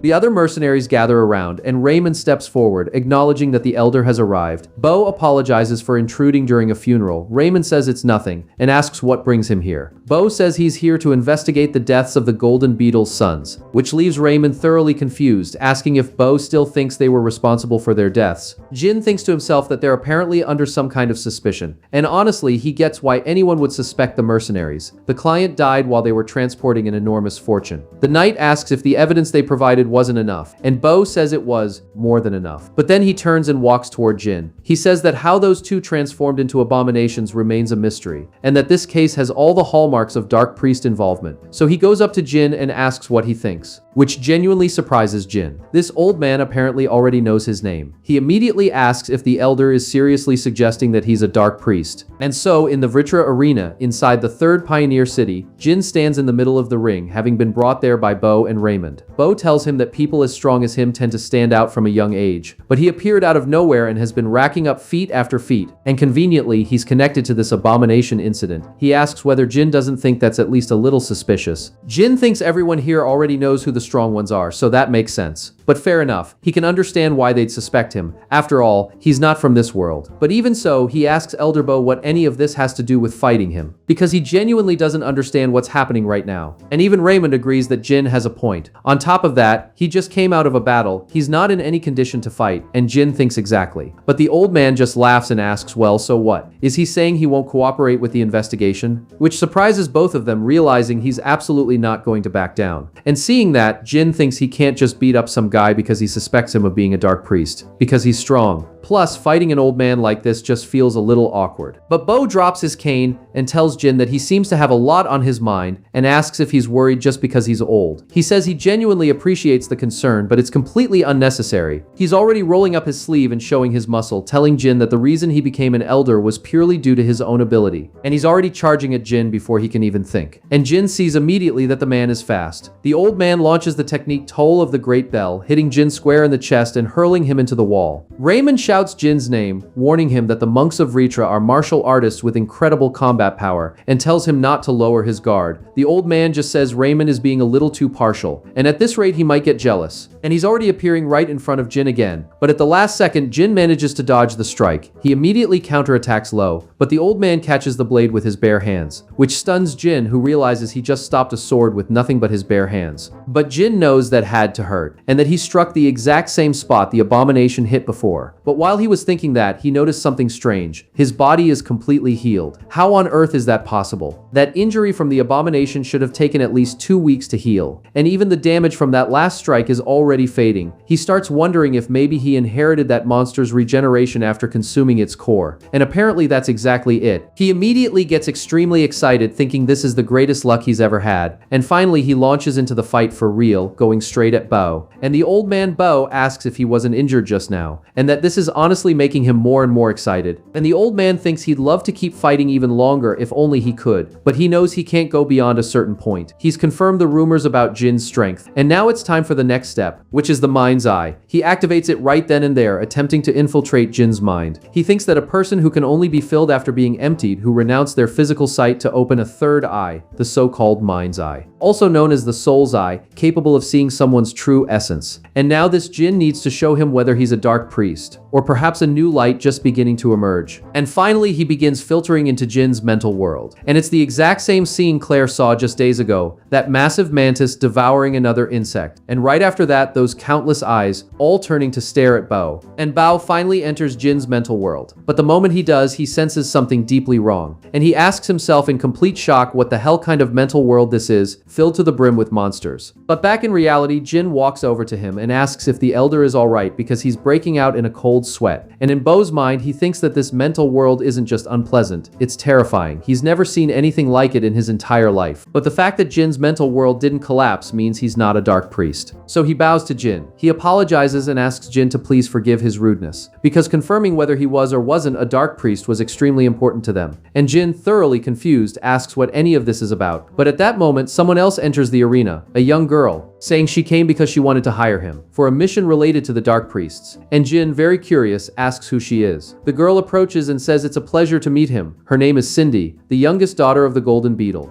And right after the introductions, Jin, Old Man Bo, and Cindy walk through the forest together. While Cindy explains that this isn't the first time monsters like this have appeared, that recently in the areas surrounding the third Pioneer City, many people have been transforming into monsters, and even the forests around it are being rapidly contaminated by demonic domains. Jin starts thinking that if it's contamination, then, but before he can finish the thought, he comes face to face with something shocking. What is essentially a rift core, an object that spreads the demonic domain wherever it appears, and the land around it gradually transforms into demonic territory. But in front of the core, there are multiple priests praying, begging for it to have mercy on them and grant its grace to this land. And while some pray, others throw some kind of purified substance at the core, trying to deactivate it entirely. Watching it, Jin is genuinely surprised because he knows purifying a rift core is not something that happens easily. He asks Cindy if the power of karma wasn't supposed to weaken the further you get from the Northern Territory. And Cindy says yes, he's correct. So he says the fact that something like this is happening here confirms his suspicions, because it means someone is working in the shadows, essentially a dark priest. She continues explaining that if monsters and rift cores keep appearing at this rate, the third Pioneer City, built with so much effort, will be in serious danger. And Bo, beside her, says that in the worst case they could lose the entire city. And that's why they've been carefully trying to locate the dark priest's hideout. And they finally found the location they believe to be their base. So Bo turns to Jin and asks if perhaps he'd be willing to participate in an extermination operation 2 weeks from now. The reward, he says, will be of the highest level. And Jin realizes this is what they wanted to ask him all along. Elder Bo of the third Pioneer City, and Cindy, the sole heir to the Golden Beetle's legacy, a request coming from figures this important. It seems like he's finally been recognized for real. And so, sometime later, the mercenaries get ready to leave, while Claire, right behind Jin, tells him she was really worried about him, because she heard they accused him of being a dark priest. And at the very least, if he were, he'd be executed, but could also be brutally tortured first. And Jin starts thinking about what being tortured would feel like, and he really doesn't want to find out. But after a few minutes of talking, Claire says they've finally arrived. And when Jin looks out ahead, he's genuinely stunned, because there it is, the city beyond the wall. The so-called walled city, Yurgis. A scale that simply can't be compared to the Pioneer cities, the safest place in the entire world. And he wonders if maybe someday he'll be able to live somewhere like that too. But he figures not yet. Spotting Raymond up ahead, Jin calls out to the Holy Knight, and Raymond signals for everyone to rest up. While the mercenaries rest, Jin talks with Jonathan and the others. Jonathan, genuinely surprised, asks if he's really heading off to the third Pioneer City. Jin says yes, he got a new mission. A little let down, Jonathan says that even with such short notice, but he knows it's part of the job. Everyone goes their own way when the work ends. Even so, it really fills him with sadness. And Jin says yeah, he gets it, but he asks curiously what they're going to do next. Jonathan says well, he's going to drink a little, and then drink a little more, and one of the other mercenaries says he's going to do the same, and then Jin turns to Claire and asks about her. She says she's going to look for another job. Jin asks if she didn't make pretty good money this time. She says she did, actually, but it's still not enough to get to the magic tower. And Jin curiously asks what the magic tower is. She explains that even though she's a mage, in the end she's only gathered basic knowledge and barely made it past the beginner level. And sure, she can live like this, but she started wanting to learn higher level magic. So she ended up becoming more ambitious about it. And that's why she's been saving up to go to the magic tower, where she can learn spells of a much higher caliber. Jin starts thinking that this magic tower sounds like basically a magic university, and apparently she wants to earn enough money to be able to study there, which is genuinely admirable. So after thinking for a moment, he reaches into his bag and pulls out a smaller pouch. He asks if this might be enough, handing it to her. She looks confused and asks what it's for. He says it's to help her get to the magic tower, but she immediately goes tense and says no, she can't accept this, that it would be totally shameless of her. Jin says he's not giving it away for free. He's also repaying a debt to her. She can consider it a gift, and the amount genuinely surprises even Jonathan. But still clearly flustered, Claire says she can't accept it. Jin just walks over and places the pouch in her hands anyway, and tells her they'll see each other again in the future. She goes a little red at that and thanks Jin, saying she'll absolutely return the favor, whatever it takes. And after that bittersweet conversation, he says he's heading out now and wishes everyone well. And right after Jin turns to leave, his Rex starts stretching lazily, while Raymond looks at this new Rex, and Rex gives Raymond a signal, and Raymond wishes him a safe journey and tells him to take care of himself, along with that lunatic.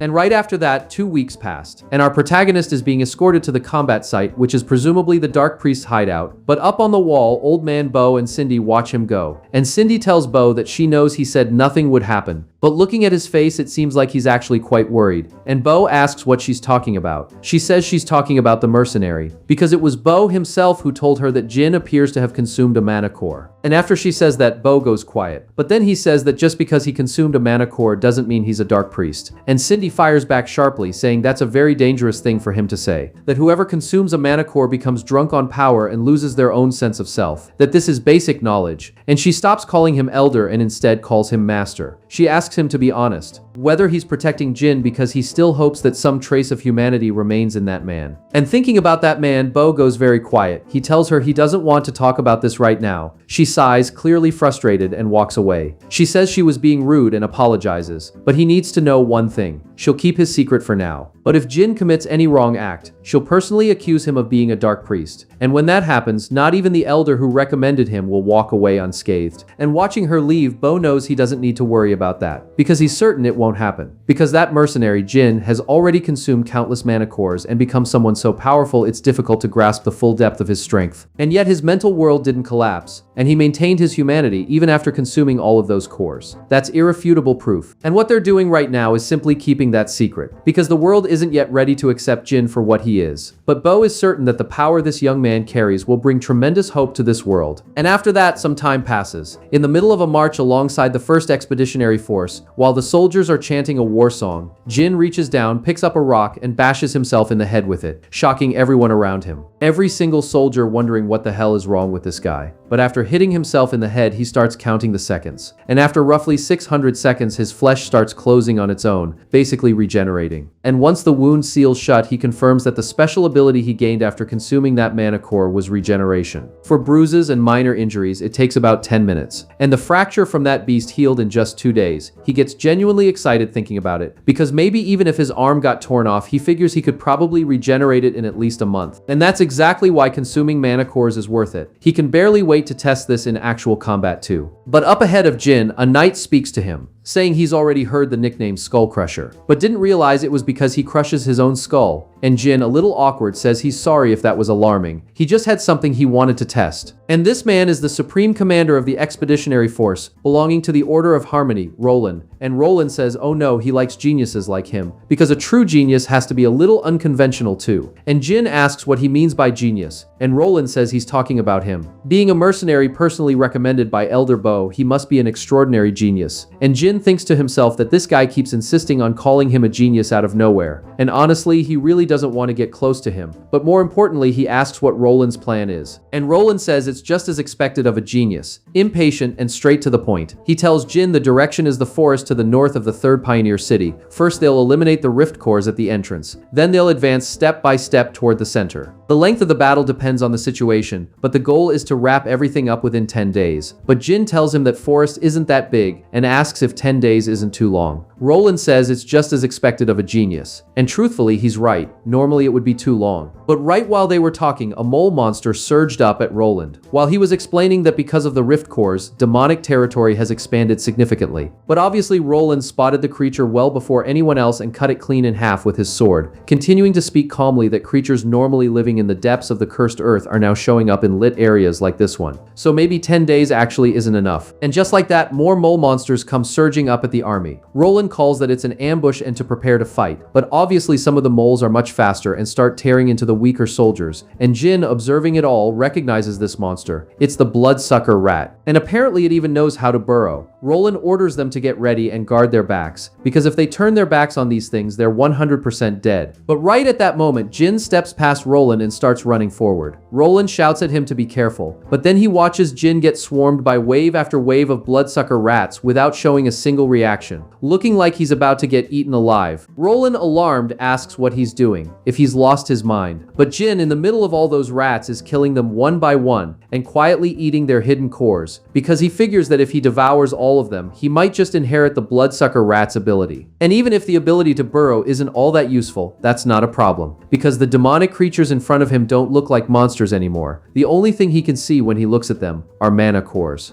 And now Jin, right in the middle of those bloodsucker rats, starts eating everyone he kills. When he thinks about inheritance, it's because consuming a mana core gives you an extremely low chance of acquiring that demonic beast's ability, and that was the true secret behind surviving 12 years in the demonic realm. After a while, he's starting to feel pretty full, but he figures that since he's devoured roughly 40 of them, he wonders if he's gotten the digging ability yet. But right at that moment, a light appears at the end of the tunnel. A hand grabs Jin and asks if he's alright, and Jin, worried, asks what the soldier is doing here, that this place is dangerous. He tells the soldier he's fine and orders him to maintain formation, but the soldier just says not to worry because they're safe now. The sacred chorus has started playing, and up ahead, the one conducting the sacred chorus is Roland, playing the violin, which leaves our protagonist in complete shock, and all the soldiers around him start saying they're overflowing with energy, that they can take out everything now. Jin, stunned by the scene, realizes the soldiers' endurance and defense have shot up dramatically, so apparently this kind of empowerment comes from the sacred chorus. But more importantly, he always assumed Roland was a swordsman. Turns out he was a support. And at that, the expeditionary army starts fighting back against the bloodsucker rats, cutting them down one by one. Now that night, still the same day, one of the soldiers announces they'll be recording results, and that all participants in today's battle need to gather up, because the recorded results will count toward their reward. So everyone should cooperate with the process. But off in the corner, eating soup, one of the soldiers says seriously he can't figure this guy out. First he bashed himself in the head with a rock, then ran straight into the middle of the beasts, and now out of nowhere he's digging holes in the ground. And inside his cabin, Jin mutters to himself that apparently he didn't get the digging ability. He knows that receiving the inheritance really does come down to luck. But from a distance, Roland appears and asks if he's alright. Jin apologizes for worrying him, but Roland says no, today's battle was incredibly impressive, and honestly, when he ran solo into the middle of those beasts, Roland thought he was going to die. But in the end, he proved everything through results, and he heard that Jin killed 267 bloodsucker rats entirely on his own. He adds that average soldiers manage 4 or 5 of them, and even holy knights land somewhere between 100 and 150. So as expected of a genius, he got nearly double that. Jin thinks to himself that Roland keeps calling him a genius, and that if he hadn't been spending that time devouring those cores, it would have been an absolute disaster. But changing the subject, Jin asks if Roland was really a support type, which surprises Roland quite a bit, and he gets a little embarrassed. He immediately asks why, and whether Jin is looking down on him, but Jin just says he figured Roland would be someone more interested in raw strength, so he was surprised to find out he's different from what he imagined. And Roland, a little sheepish, admits that, well, Jin hit the nail on the head, that deep down he also wanted to wield a sword, and Jin asks why he doesn't then. Roland says the reason the Order Alliance fights is for peace, that so many people have lost their homes and died because of the demonic realm, so he chose the role where he could help the most in this world. His swordsmanship is a bit above average, but his musical ability is among the best in the Alliance. He's incredibly gifted with music. Hearing that, Jin thinks he assumed Roland was a boring guy because of all that genius talk, but it turns out Roland seems like a much better person than he thought. He immediately asks if Roland could show him a little music too, and Roland, clearly excited, says of course. So with that, a week passed, and in the strategy meeting, Roland reports that they've been advancing through the demonic realm, having destroyed countless rift cores and wiped out kobolds, even large-eared beasts. Definitely, the deeper they go, the stronger the beasts they encounter. He asks how soldier morale is holding up. The captain says they're even more fired up than at the start. Roland asks why, and the captain says it's because of that mercenary, who kills every single monster that gets close to them, the strongest ones first, and says that every time a monster shows up, that mercenary handles everything by himself. Hearing that, Roland gets very excited and bursts out laughing. He asks if getting outperformed by a mercenary isn't humiliating for the Alliance, but another commander across the table says it's not funny, that the soldiers are getting too relaxed, and they're still going to receive ridiculous rewards for their results. But Roland asks if that isn't a good thing, because thanks to Jin, almost no one got hurt. And if monsters this strong are showing up, it only means they're getting closer to their objective. So for now, they'll rest while they still can, and prepare for the final battle. But while that conversation was happening, in the middle of a ravine, 4 people were talking among themselves. One of them up high asks if the Alliance people are really coming, and how they found this place. And that red-haired woman from before says that with so many rift cores scattered around, it wouldn't even be strange for them to get suspicious. But even so, she believes their youngest already anticipated this from the start, and that the chosen youngest can't be that incompetent. And the 3 of them start looking toward that one person down below, and he tells them not to worry about it, that it should always be more advantageous than attacking directly, and that their reaction was just a little faster than expected. The grand dark plan won't suffer any interference. But after that, another day passed, and they finally arrived at the rift site, and Roland, looking down into it, says he's seen a lot of crazy things, but this is completely absurd. A massive rift completely covered in spiders. Very curious, Roland asks if they're sure this is their destination, and that priest-looking man confirms it. The corrupted energy of the demonic realm is concentrating right here. Roland says he never heard of a place like this existing. It's pretty bizarre. And Jin asks if Roland doesn't find it strange, because normally you'd want the high ground advantage. But whoever built this dug a deep pit and put their hideout at the bottom. Roland suggests maybe it was to avoid being seen, but Jin says if that were the reason, they'd have dug a tunnel. Roland agrees that makes sense but can't figure out why they'd do it this way, and Jin says it has the look of a trap to him, which genuinely surprises Roland. But right after that conversation they hear shouting, and right behind them massive monsters are charging at the army, and in the middle of the monsters they spot a very dangerous beast, the Bigfoot. This monster is enormous, standing anywhere from 4 to 7 meters tall, and its defining trait is absolutely overwhelming brute strength. And coiled around the Bigfoot's neck is the Salmosa, a monstrous snake with tough hide and lethal venom. This combo of two beasts is absurdly powerful, and clearly deadly, killing multiple soldiers with a single area strike, then hurling more of them down into the pit below. And the moment they land, they're set upon by those giant spiders which eat the soldiers alive. Seeing all of this, Roland is horrified. He says this is bad, everyone's falling in and it really is a trap. He orders the soldiers to take out the Bigfoots first, but the soldiers say they're too massive, and Roland quickly activates the sacred chorus to give them their buffs. But from the side watching all of this, Jin gets very excited, because the Bigfoot bypassed everyone and came straight for him. But before the blow could land, Jin leaps into the pit, surprising everyone, while thinking to himself that the biggest one of the pack, the strongest one with the snake coiled around its arm, that's exactly what he wanted. Apparently the Bigfoot noticed too, because in this battle it would be his opponent, and so all three of them drop into the pit together. Jin lands with great difficulty, and then faces the Bigfoot as it swings through the webs like an ape. With a massive leap it launches itself at Jin, but once again he manages to dodge the strike, while thinking that it has the mobility to use the terrain to its advantage, and has overwhelming strength in close combat. And for ranged fighting, there's still the snake's venom. But this fight only makes Jin more excited, because each of those is an incredible ability. And he says this Bigfoot and snake look absolutely delicious. And so he throws himself into the webs. Using them like a net, he starts swinging through them, moving along the walls of the pit while attacking the Bigfoot. He thinks about how when two monsters team up to fight, their strength doesn't just add up, it multiplies. But this type of monster combo has a shared weakness, because just as it's hard for him to face two monsters at once, it's hard for them to act as if their two bodies are one. So no matter how good their teamwork is, when things get desperate, in the end they act on instinct. And so, acting purely on instinct, the Bigfoot tries to attack Jin, but ends up killing its own snake companion instead. And it completely falls apart in despair because it just made the worst mistake possible. And that's exactly how you hunt two monsters at once, with him cutting off both their heads at the same time. After they land on the ground, Jin remarks that well, that was decent enough for a fight against a gatekeeper. But looking at the monster, he notices a kind of mana emanating from it, and realizes that must be the snake's core. But he wonders why he's feeling so strange right now. He lets it go in the end, and simply eats another mana core. But then he notices something very surprising. Apparently the monster's ability was absorbed, and now he can tell which monster cores will grant him an ability inheritance. And since he's eaten so many cores, he's been picking up all kinds of bizarre abilities. In the end, this was a great reward, and now he wants to see what ability he actually got. But before he could test it, a massive fireball comes flying out of a hole straight at him. The moment he looks up, he gets blown apart by that fireball, and from inside the cave steps out a man who is exactly that very strange dark priest, laughing and saying he was careless to just walk into enemy territory like that, and that in the end he's just a pathetic, filthy human. But to this man's surprise, Jin, in the middle of the flames, just says this is a real bummer, because in the end he failed. He had his hopes set on getting the venom ability, but what he actually got was the Bigfoot's ability, body reinforcement, complete with some scales on his face.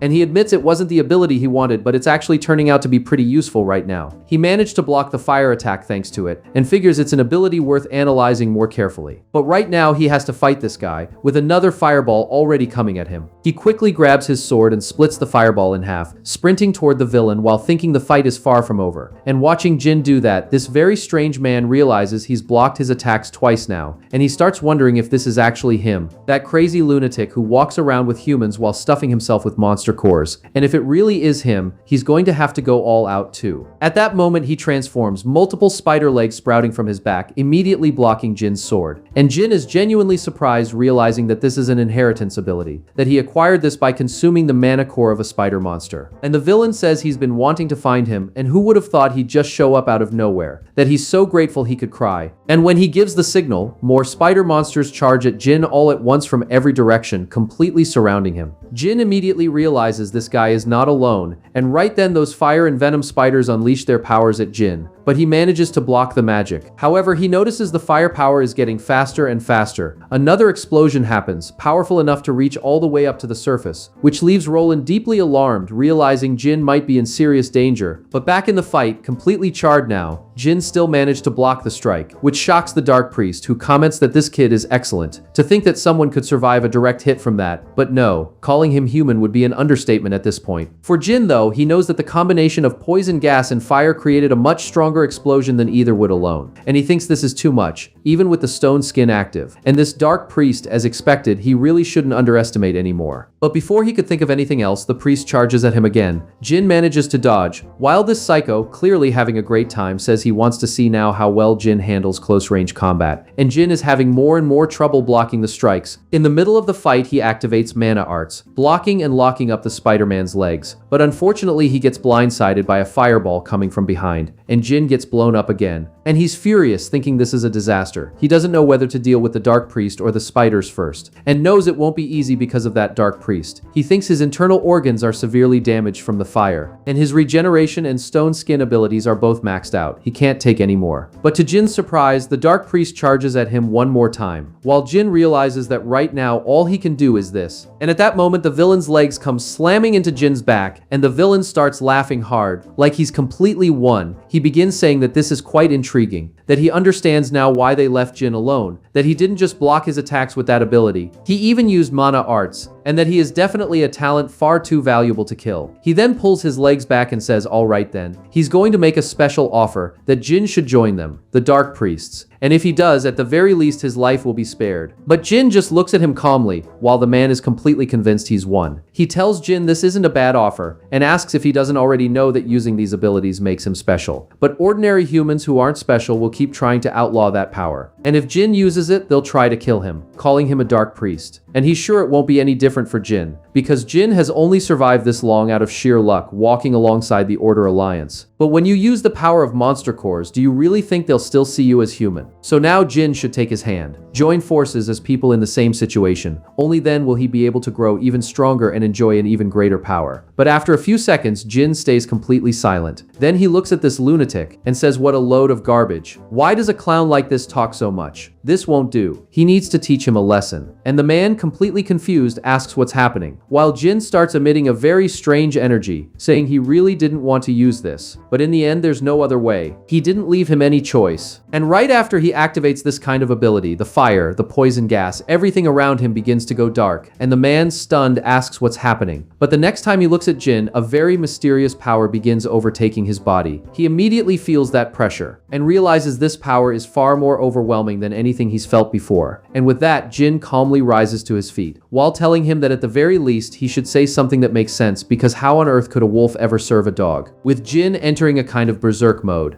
And staring at Jin, the Spider-Man starts feeling very afraid. He doesn't even understand what kind of terrifying form this is. Don't tell him he was hiding his real power this whole time. Badly shaken, he calls his allies, the spiders, to attack all at once and turn this guy to ash. But before he could make his move, Jin extends a single finger and activates the Celestial Punishment ability. And that monstrous energy begins seeping into the spiders, one by one, killing each of them, then crashing directly into the Dark Priest, while the villain thinks the power gap is completely absurd. What on earth did this guy eat to get this strong? He knows this shouldn't be possible. But even so, he pours everything he has into breaking free, and barely manages to escape that power, while thinking it doesn't matter what he ate. But this is getting more and more dangerous. He has to get out of here right now. But before he can run, Jin appears right behind him, which leaves the man completely baffled, wondering when he got back there. Jin casually grabs his legs and starts ripping them off one by one, and the villain crashes to the ground in agony, begging for help. But obviously Jin isn't going to let him escape, and the man, panic-stricken, is nearly in tears, asking him to wait just a moment, that they can at least talk, that they've both consumed mana cores, and if they talk it out, he thinks they could have a much more productive relationship. But Jin says the only help he could offer him is if he gave him information about the other Dark Priests. And the man, furious, asks why he's doing this, because he uses the same power they do, and in the end humans will abandon him. So why does he keep insisting on staying on their side? But Jin says that wasn't an answer to his question, and the man, now desperate, says to please wait, that he gets it now, he'll do whatever Jin says.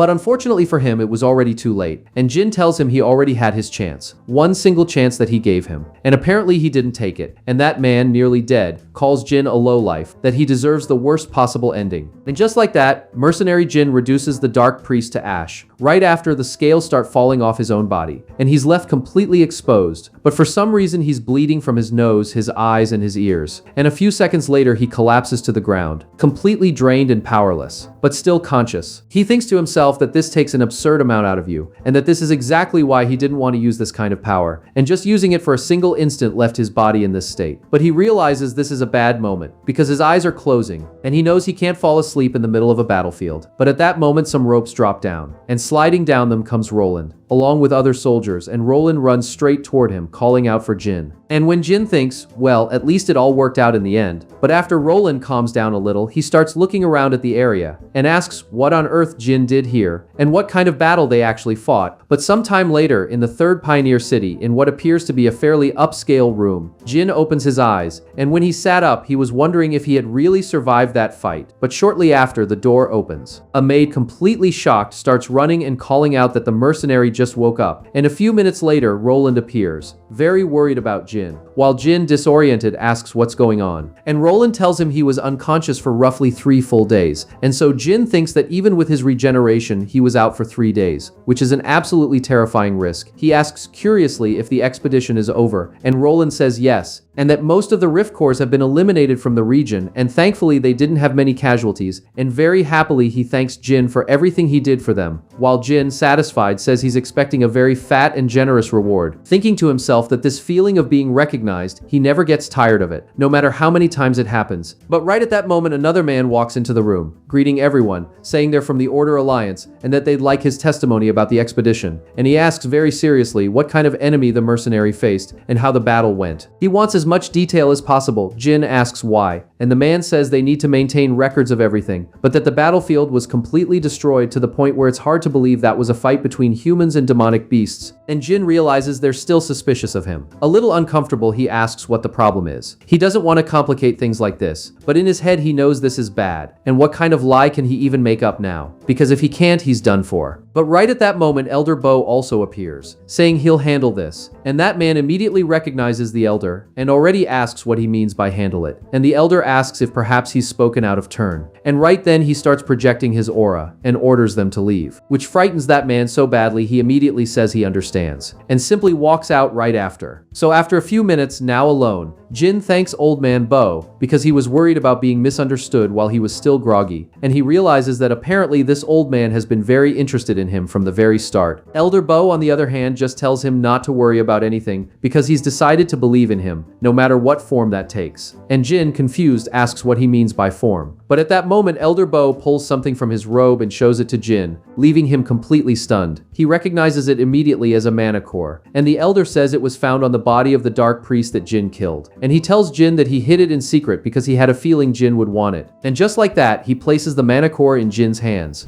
And so right after the old man hands over the core, he simply cuts Jin's hair and then gives him new clothes. And after Jin gets dressed, the blind old man comments that he looks really good in them, while Jin asks if he really thinks so. And Jin himself has to admit this outfit is incredible. Not only is it incredibly comfortable, but the fabric almost feels like a part of his own body. And if he'd known it was this good, he would have had it tailored for him from the very beginning. But the Elder tells him not to get too satisfied just from trying it on, because the real value of these clothes isn't the comfort. And Jin, confused, asks what it is then. But right behind him he senses movement, which is simply the Elder driving a very powerful strike into Jin's stomach. And Jin is alarmed when he realizes this old man just punched someone who was in a coma for 3 days. But immediately he notices something strange. He barely felt it, and the Elder says it's because this is a relic. Jin asks what he means by a relic, and the old man starts explaining that relics are objects imbued with magic, extremely rare and expensive. The weight of it is no more than beast leather, but it's a deeply mysterious object with powerful defensive properties, comparable to full plate armor. And Jin, genuinely surprised, thinks about this relic, and says that just from looking at it, he can tell it's definitely very expensive. And Elder Bo confirms that yes, it is, and that it's extraordinarily difficult difficult to obtain no matter how many gold coins you have. But right at that moment, the girl from before appears in the back to explain something, saying she brought him something else, the reward for the mission, which comes to basically 2,400 gold coins in total, which leaves Jin incredibly moved as he looks at that pile of gold. He asks if it's really alright to give him that much, but Bo says he earned it through the sheer number of monsters he hunted, the Rift Core and the Dark Priest they were able to stop, all thanks to him. And he explains that Jin's contribution was far beyond what's ordinary, so this should be the bare minimum, while Cindy adds that of course she also threw in a bonus on her own. Jin thinks to himself that this is exactly what you'd expect for a job of this scale, an insane reward, but even so he asks why they're treating him so well, and he's immediately on guard, because he knows that too much kindness always breeds suspicion, and he asks them very seriously how, even knowing that he consumes monster cores, they still want to keep supporting him. But right at that moment, Elder Bo bursts out laughing, saying that even when he treats him well, he still goes on the defensive, while Jin says that's not exactly how it is. But now that night, back at that large crater, two guards were keeping watch, while one of them asked the other if something had just moved in the forest. But the guy asks what he's talking about, that it was just the wind, but the guard behind insists something definitely moved out there. Unfortunately for the drowsy guard, he was too foolish, and didn't believe his friend. And at that instant, chains appear around his neck, simply yanking his head clean off his body in one very fast movement. While the attacker seems extremely pleased with this, and another worried guard immediately asks who's there, only to have his head crushed by those same chains. And right after, not just that one person, but several others appear inside that large crater. And that priestess from before comments that Enoch got defeated like this by a bunch of incompetent fools, and that she genuinely feels for her newest one, essentially staring at all those ashes that used to be Enoch. But right after that, her usual demeanor snaps back. She steps on his ashes and says so he was total garbage after all. But the chains guy comments to her that apparently there were stronger people here than low-level knights standing guard, but the masked man in the back says it doesn't really matter in the end, because he already expected Enoch to lose, since his plan only ever went that far. And the girl in the back asks if he really thought so. And the masked man says yes, but now changing the subject, they need to move too. So he places his hand on a particular stone as if granting permission for something to activate. And with that, various strange inscriptions appear around the crater. And just like that, a hidden door opens. And the masked man says they need to set their plan in motion, to sweep all these stupid humans out of the way. And right after the door opens, they find themselves facing numerous humans, all trapped in stone slabs, simply a collection of test subjects. But meanwhile, that same night, back with Elder Bo, he's talking with Jin himself, saying that what he wants to say now is that he knows he's in no position to reprimand him, but he is in a position to ask a favor, and he asks that Jin please use this formidable power for the good of humanity. And Jin thinks to himself that he really did wonder if he'd be tortured or something if anyone found out he eats monster cores. But who would have thought the reaction would be asking him to use that power to help people? At first he was genuinely worried, but now he can only feel grateful. And Jin asks if anyone else knows. But the old man says no, for now it's just the two of them. But Cindy adds that it's not because she thinks others would react the same way they did, while Jin says he figures as much, and confidently asks how he can help them. But right at that moment, Elder Bo shows him another core, saying this is the mana core of the Dark Priestess, and that from what he knows, if Jin consumes mana cores, he can obtain the memories of whoever they belong to. Of course the chance is quite low, but if he consumes the core of someone who was originally human, the probability could increase quite a bit, and Jin thinks so that's why he got the memories of the Golden Beetle's sons back then, and so he asks Bo if he really wants him to consume this, and find information about the Dark Priestess. And both of them say that's exactly right, and that they're counting on him. Jin starts examining the core, thinking that now that he's found people he can talk to openly, he's still going to eat the core he missed out on, since he passed out after the fight. And very confidently he says the only thing left for him to do is eat this delicious core, which is certainly a bigger one. And after he starts eating exactly what they imagined happens, he begins absorbing the memories stored in the core, which showed a great tower, with that same Spider-Man kneeling before a woman, pleading that he wants to be chosen, because he doesn't want this worthless life as a failure anymore, and that he wants real, overwhelming power, while the priestess in front of him asked if he really meant that. Then he would need to prove his worth to her. And after experiencing the memories for a while, Jin finally wakes up, and the elder asks if he's alright, while Jin says yes. And one more thing. He just discovered the Dark Priestess's next plan.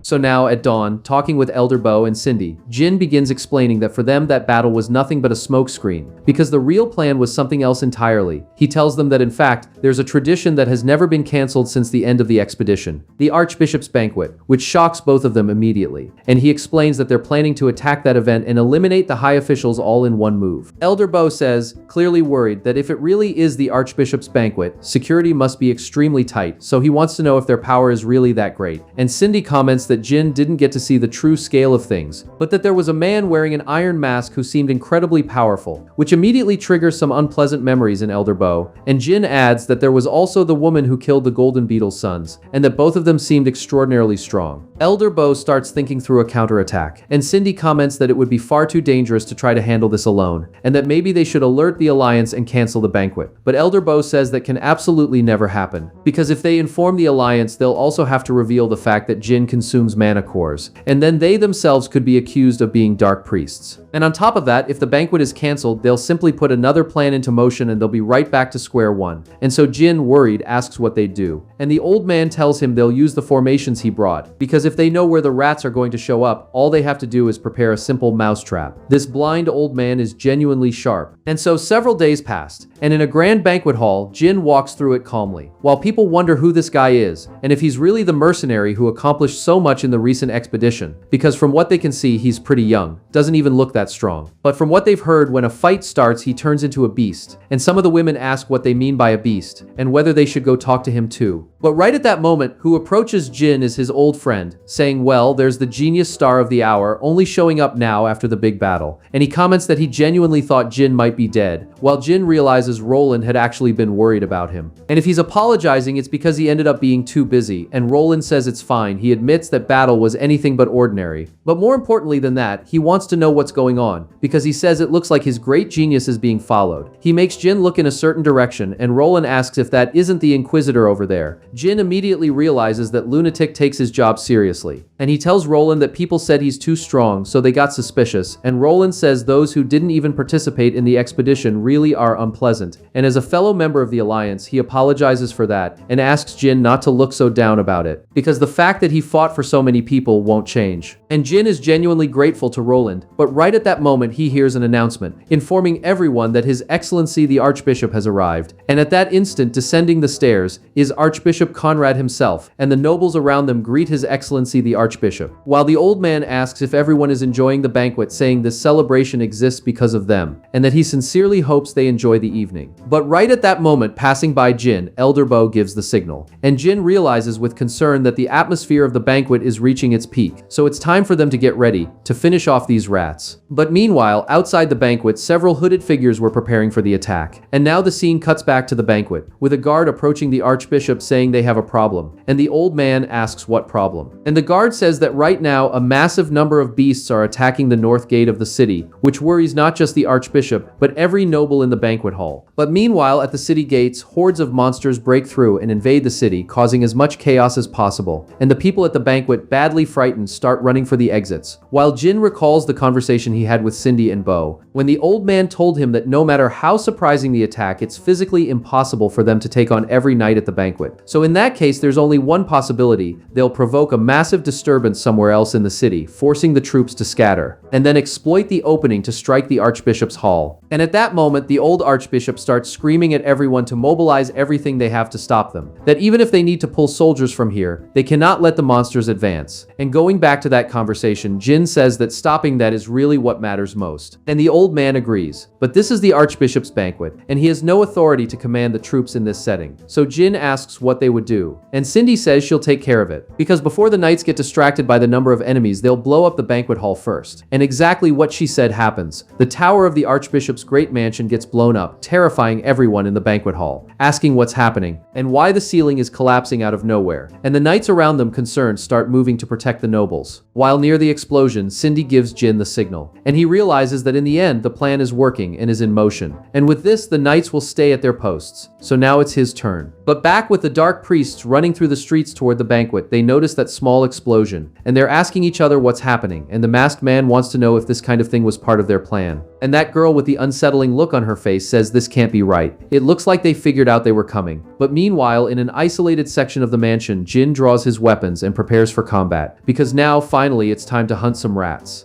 So now the dark priests stop and start looking up at that great castle, and the girl says it looks like they really did know they were coming, and she wonders if there might be a traitor among them. But the masked man says regardless of how it happened, this operation ends here. They need to pull back for now and plan their next move. But that blonde guy gets furious, saying this is ridiculous, that it had been a while since he'd been this fired up, and how can it end like this? But while he was complaining, he got hit by something out of nowhere. He managed to block the strike with his chains though, and right at that moment, Jin appears up above, staring down at all three of them, saying there's a saying they might not know, getting in is easy, but getting out is a whole different story. And the girl says so he's the guy who dealt with the Golden Beetle's sons, don't tell her it was really him, and that it was because of him that their plan got exposed. But right at that moment, another person appears to confront them, which is Elder Bo himself, already attacking the masked man, while commenting that it's been a while Vikram. And the masked man, surprised, immediately recognizes Bo. And so the three of them come face to face with those two, and our protagonist asks if the old man knows that masked guy over there. And the old man says yes, they share a deep and very unpleasant connection, and that he was a monk of Ritra. But right at that moment, the masked man asks what he means by disciple, and whether he still lives trapped in those miserable memories. And at that he removes his hood and says that even now Bo still knows exactly how to get under his skin. The masked man immediately realizes that Bo uses the same mind's eye that he does. He hadn't noticed before, but now he can feel the mana of the mind's eye, and he wonders if it's because of the mana core from that dark priest. But right at that moment, Bo steps forward and tells Jin to stay back, because he's counting on him to handle the other two. And with that, he charges straight at his former monk, his most beloved disciple. On the other side, the blonde with the chains comes at our protagonist, saying now this is what he needed, while that girl with the psychotic look on her face says she wants to see just how capable Jin really is. And right at that instant, she simply transforms into a massive Black Panther. And Jin takes in the transformation ability and the monstrous strength capable of swinging a flail like it's a pebble. He definitely would have been completely lost if he hadn't been prepared, but their abilities were already identified thanks to Enoch's memories. The only problem is that heretical Inquisitor, who's just standing in the distance watching everything without getting involved. Jin gets ready for the fight and thinks that he can't use any of his inherited abilities from mana cores during this battle, so in the end it looks like he's weaker than usual. But even so, he manages to deflect the blonde's flail strike, which gets the guy very excited when he realizes Jin is strong. But he says that even knowing the attack was coming, it should have been impossible to deflect. And right at that moment, the massive panther attacks Jin, leaving 3 deep gashes across his stomach. But with a confident smirk, Jin thinks it's just like going back to the nightmare from 12 years ago. Things like training weights and restrictions, he genuinely doesn't care, because real combat is so much better than that, and it's been a while since he's tasted a real fight. So he activates his battle-crazed mode and launches himself at both of them like there's no tomorrow. But now back to Bo's fight. The old man comments that judging by the way he forces his body to move, he's still exactly the same as always, and that apparently that stubbornness of his always reaches for something new instead of following what was taught. And the masked man says he's still very old-fashioned, and he tells Bo that it's not stubbornness, that it's simply his individuality, old teacher. And with that strike, he sends Bo flying. But after flying a short distance, the old elder stops and thinks about this so-called individuality. Yes, he really did want to support the path he chose, and he says their paths are always different, but sometimes they create miracles too. The problem is that his impatience and his reckless greed stained that individuality, and that dirty tricks built on lies are destined to crumble one day. He tells him to engrave those words in his mind, because this will be his final lesson, and so he activates the mind's eye, the eyes that read everything. While the masked man realizes this technique can only be used by someone who has reached the absolute highest level among mind's eye users, and so that's why he always talked as if he had already seen everything in this world. But the masked man just sighs. He tells the old man that he got even stronger while he wasn't looking. But does he know something? That's exactly why he can't beat him, because contrary to what he believes, in this world a perfect lie can become the truth, and he basically activates multiple mind's eyes simultaneously, which shocks Elder Bo deeply, who asks in alarm how he's possibly able to do that.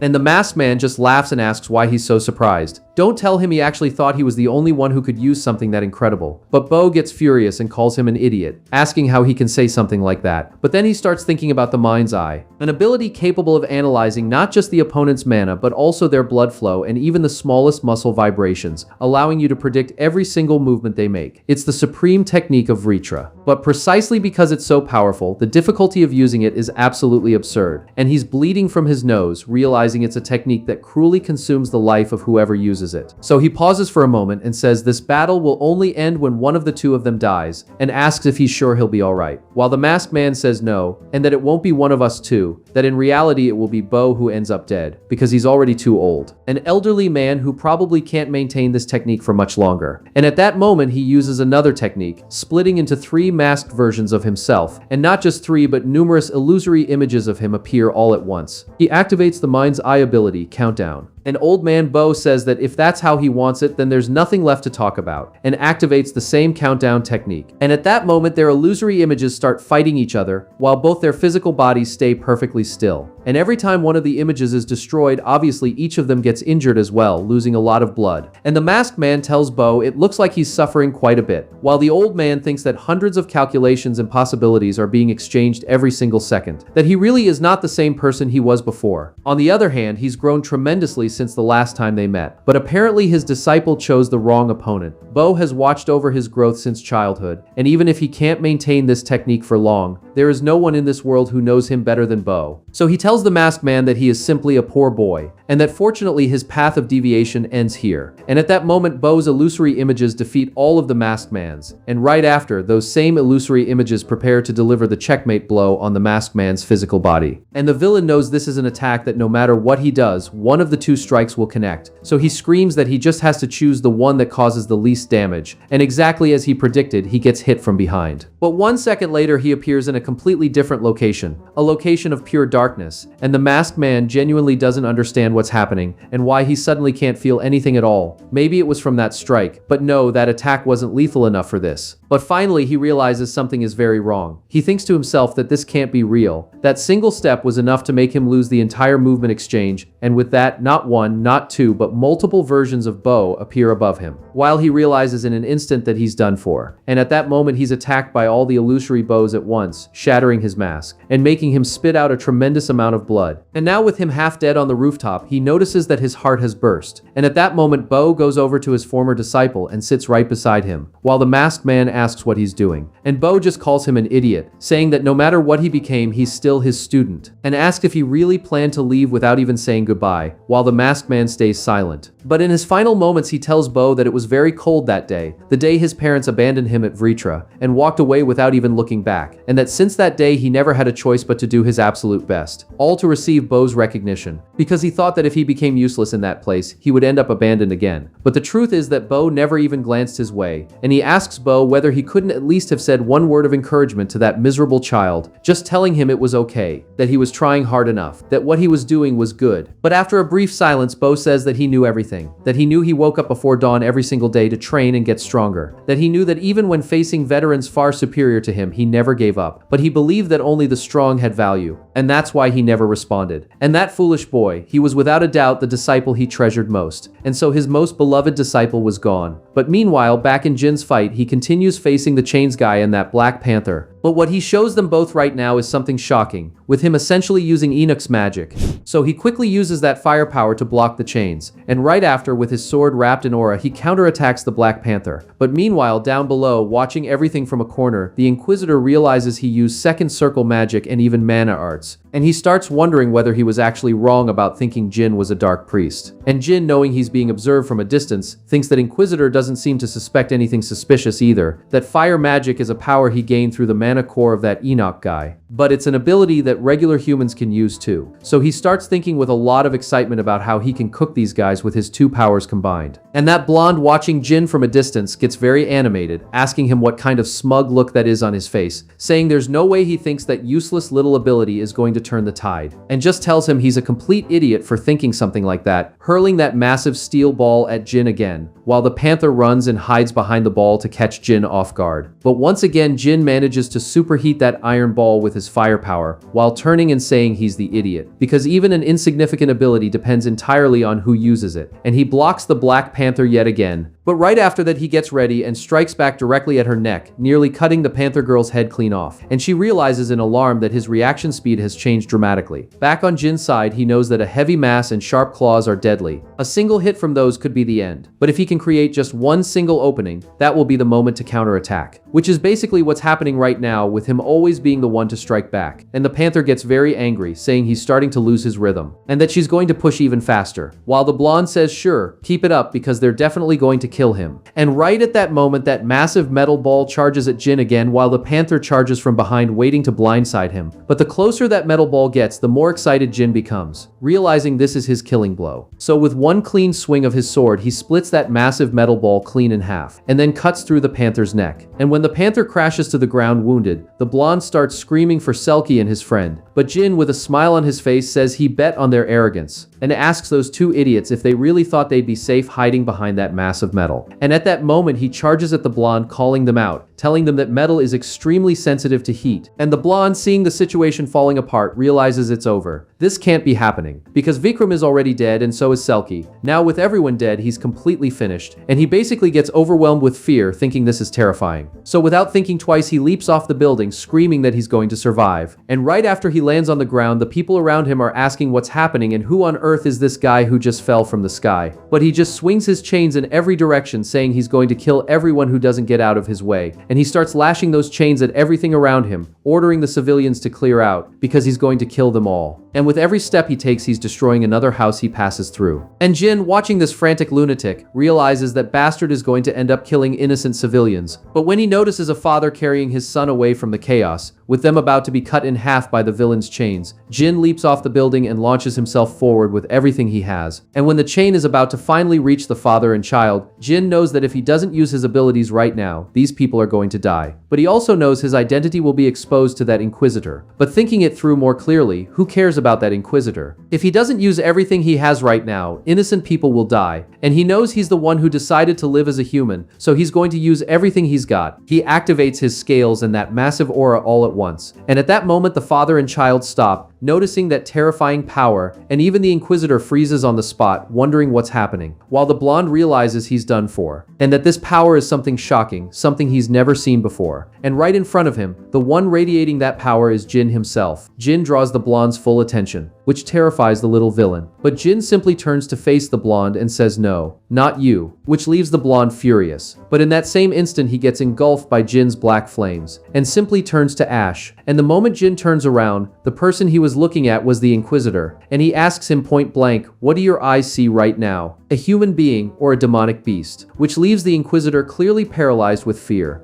But then after that great battle, back at the mansion where Jin was staying, he now sits in a meeting room packed with guards. And right in front of him are Elder Bo and Cindy. And Bo asks how this could have happened, while Jin explains that he ended up using an ability inside the city, and that the heretical Inquisitor saw everything. Which leaves Bo absolutely furious, asking why on earth he would do something like that, and what the hell was going through his head, idiot. And he tells Jin that this was supposed to be a secret that put everyone's lives at risk. So he demands to know why he did it. And Jin, a little embarrassed, just apologizes, but says that in the end he was able to save more people that way, and that everyone survived, and that maybe, just maybe, it'll all work out fine in the end. But obviously Bo doesn't buy that, saying he's just a reckless fool who doesn't know anything. And how is everything going to be fine? That this is absolutely going to blow up in their faces. But right at that moment, the one who steps in between the two of them is Cindy, saying that getting angry right now isn't going to solve anything, and that even if this hadn't happened this time, sooner or later they would have found out anyway, because Jin's presence is far too strong to stay hidden. And Bo asks if she's seriously saying he was doomed from the start, but she says no, and that actually things turned out better this way, because if it was something that was inevitably going to be discovered, the only question was when, and she thinks this is the best possible moment for the truth to come out. And at that moment, Roland enters the room, telling everyone they need to move, and Jin immediately looks at Roland, a little worried about how he'll act around him now. But finally, back at the castle, numerous people from the church and the Alliance have gathered, while Jin stands out in front of all of them being judged before Archbishop Conrad, and he thinks the atmosphere feels completely different from when they met at the banquet, and and that the emotion he sees in the Archbishop's eyes is definitely rage. The rage of someone who lost their family and homeland because of the demons. So he knows he has to be very careful, because if he says a single wrong word here, they might try to kill him. And if that moment comes, he'll have to fight to survive. And clearly everything will be thrown into chaos. But while he was thinking that, the Archbishop starts speaking, saying he's not going to drag this out, and that he wants to know if Jin is a dark priest. And Jin realizes he went straight to the point, so he will too, and simply says he's not. And the old man asks then how he explains the use of karma's power. And Jin says that first of all, he didn't know the mana cores were dangerous, and that a long time ago he got completely lost in the demonic realm, and back then he was starving to death. And seeing the demonic beasts eating mana cores, he ended up doing the same. But the other priests clearly don't believe him, shouting that he's nothing but a lowlife, and that even a child knows mana cores are dangerous. And how could he not know something that basic? And how dare he mock the Order Alliance, and that they should execute him right now? Jin immediately thinks that's exactly what he expected. They came here thirsty for blood. But what matters is the Archbishop's reaction, because his expression became very thoughtful, and Jin wonders if he might actually believe him. But thinking about it more, if they wanted to kill him from the start, they wouldn't have brought him here. He'd already be on the execution platform ready to die. So he knows if he plays his cards right, the opportunity will come. But just as Jin was preparing himself, the Archbishop orders someone to enter, and at that moment someone very familiar to Jin walks into the room, and when he looks, it's the Inquisitor himself. But he knows there's no way anything good can come out of that man's mouth. So clearly things are about to go south for him. But right at that instant, to everyone's shock, the Inquisitor says that he swears before Haya, the god of harmony, who bears witness only to truth without the slightest lie, and the Archbishop orders him to speak. And the Inquisitor says that it is true he used the power of demonic beasts, and that this represents an enormous risk to the Order Alliance, and that according to their laws he must be executed, which leaves Jin deeply worried because this bastard only knows how to make things worse. However, the Inquisitor says there's more, and the Archbishop, surprised, asks what he means by more. And to everyone's shock, the man says he believes Jin is still a human. He explains that this man participated in the expedition and had more achievements than anyone else, and that even knowing his identity could be exposed, he still used his demonic abilities to save multiple lives. On top of that, he still makes use of magic and mana arts, and that is why he believes Jin is still a human. Which leaves the other priests absolutely furious, saying he's completely out of his mind, and what kind of absurdity is this? Asking if Jin paid him off or something, and if he still thinks he has the right to call himself an Inquisitor. But the Inquisitor orders them to be silent, saying he is simply fulfilling his duty, and that he acts without prejudice and commits no injustice. But at that moment, Elder Bo speaks up, addressing His Excellency, saying that first of all, he apologizes to everyone for having hidden this from the Alliance. However, he believes the power of this mercenary could represent a great opportunity for everyone. But those irritated priests immediately ask what opportunities he could possibly mean, and that they should never deviate from the matter at hand. And others start shouting that he should have told them everything from the beginning and demanding to know why he hid it all, and saying it's obviously because even he didn't trust it. And to their surprise, Elder Bo says yes, there was something that bothered him, and that it's actually people like them, a pack of worthless fools who latch onto a single word and ignore all the context, and who look like a bunch of animals that only know how to scream death, death, death, which clearly makes the old men in the room very uncomfortable. But noticing the chaos, the Archbishop says that's enough, and that he will not allow any more confusion in this place, and that questions and judgments will be made by him and him alone. And the priests all say yes, Your Excellency. So the Archbishop turns to Jin and asks if his name is Kim Woo Jin. And Jin says that's right, Kim Woo Jin. And the old man remarks it's quite an unusual name, but that he wants to know, in Jin's own opinion, how strong he is, which leaves Jin a little confused as to why they'd ask about his own strength. But he speaks up anyway. He knows he should be humble, but he can't lie to the man. And he says confidently, meeting the Archbishop's gaze, that he thinks he'll be quite useful. And the Archbishop gives a small smile, asking what he means by quite useful. But alright then, he's made his decision. Mercenary Kim Woo Jin is without question a dangerous individual. However, considering his recent actions, there is insufficient evidence to classify him as a dark priest. And so in the name of Archbishop Conrad, he orders that mercenary Kim Woo Jin will prove that he stands on the side of justice by fighting on the front lines of the 2nd Expeditionary Force. And right then Jin thinks about the 2nd Expeditionary Force, something he truly never would have imagined, because the 1st expedition just ended not long ago, and out of nowhere they're already organizing another one. This definitely has a very suspicious smell to it. And there in the corner by the door watching that entire scene was Duke Edwin Reventer, clearly very interested in that judgment.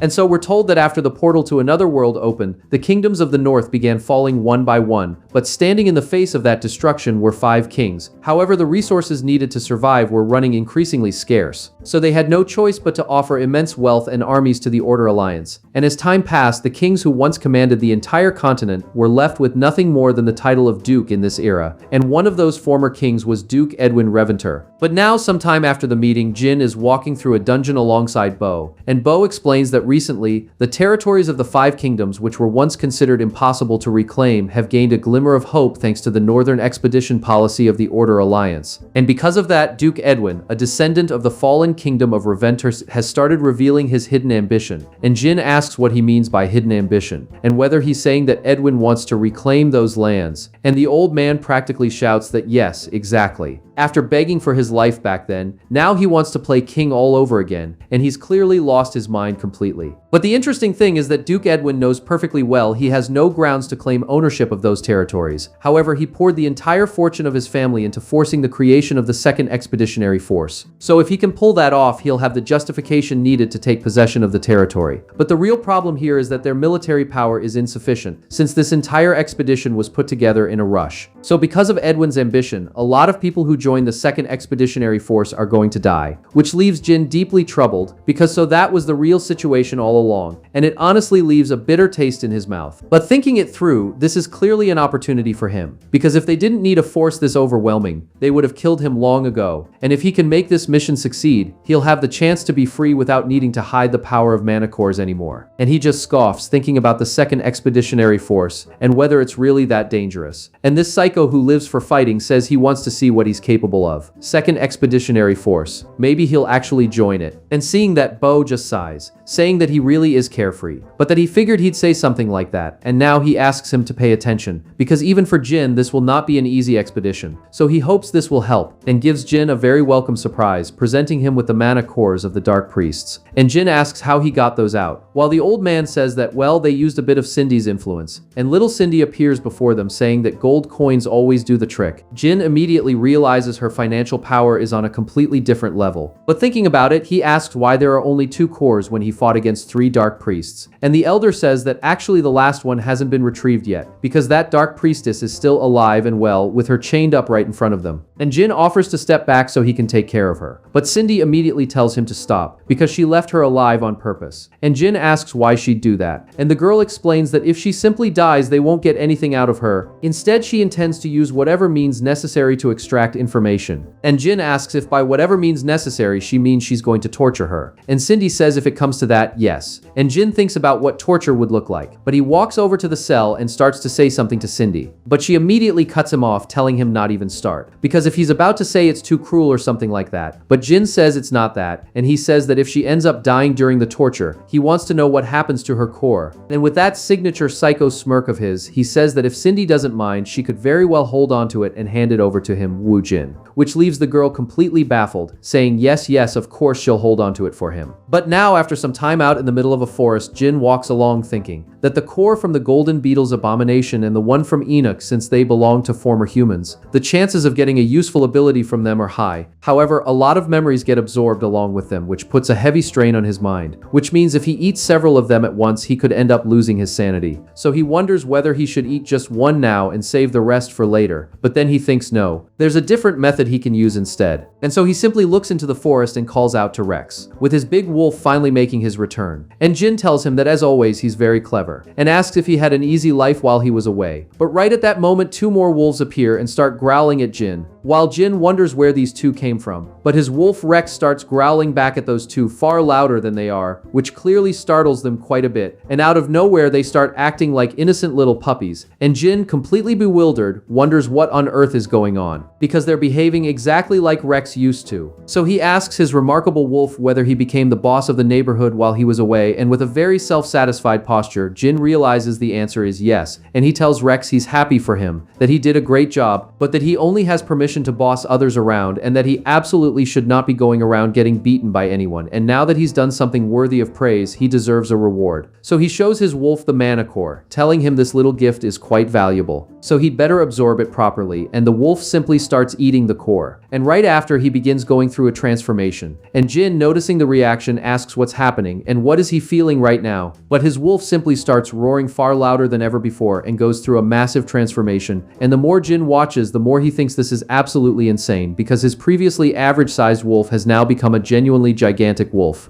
So taking advantage of the fact that Rex is so much bigger now, Wu Jin leaps onto his great wolf's back and says that now this is perfect, his size is just right for riding. But what he wants to test next is speed. And after he orders Rex to run, he's genuinely stunned because the wolf got way faster than before. But halfway through they run into a monster which Jin cuts the head off of effortlessly. And getting very excited about the new possibilities, he says Rex is absolutely incredible. And he remembers that this was the mana core of that guy with monstrous strength. He thought Rex would just get stronger, but he had no idea he'd become this useful. And he tells Rex that he's now a far more reliable partner, and that it's completely fine to bring him along on the expeditionary force. But thinking about it, there's still one left. The mana core of the masked man that Bo fought. And without thinking twice, he eats that core, wondering what kind of ability he'll get this time. But then some time later, in the middle of a massive army, Jin walks alongside Rex and recognizes that yes, this is the second expeditionary force. From what he's heard, the number of soldiers was roughly 8,000 people, and the Reventer family, who once belonged to royalty, poured their greatest fortune into this, which is by no means a small number. However, the bulk of the force is made up of untrained mercenaries, or people who look like they were conscripted against their will. And he recognizes that if they enter the demonic realm like this, a lot of people are going to die. And from what he's seen, Bo really had good reason to be worried. But even so, the people who actually seem useful are only the reinforcements from the Order of Harmony, the Santa, the Supreme Commander, 6 priests, 4 monks, and the knights who form the core military strength. About 8 people in total. But wait a moment. They said 6 knights went to the front lines, so there should be 2 left here. So he wonders why there are only 3 knights total, and starts wondering if one of them might be a dark priest in disguise or something. But right then he notices something strange. On the back of one of the knights there's a violin, and he asks if by any chance that's Roland. And the guy freezes on the spot. Then he stops and takes off his helmet, while Jin asks what's going on, and whether he really decided to join the expedition. But the guy doesn't even answer, trying to say he actually mistook him for someone else. While Jin says there's no way he's wrong about this, it's obviously Roland. And Roland just asks him to please be quiet. But at that moment another white-haired man goes over to Roland and asks what he's doing here, and whether he doesn't remember that the Order Alliance told him not to participate in the expedition. And this man is Cornelius, the Commander General of the 2nd Expeditionary Force. And realizing he's clearly been caught, Roland takes off his helmet and says a little nervously that, well, it happened. But now, sometime later, talking with Jin, Roland comments that he nearly died from getting lectured so much by those guys. And Jin, still curious, asks what happened. And Roland tells him that the Alliance ordered him not to join the expedition, but he ended up sneaking in, while Jin asks in confusion why he'd do something like that. And Roland says it's because he still hasn't managed to see Jin fight properly, and he really wants to see everything from the beginning, because they say he defeated multiple dark priests on his own,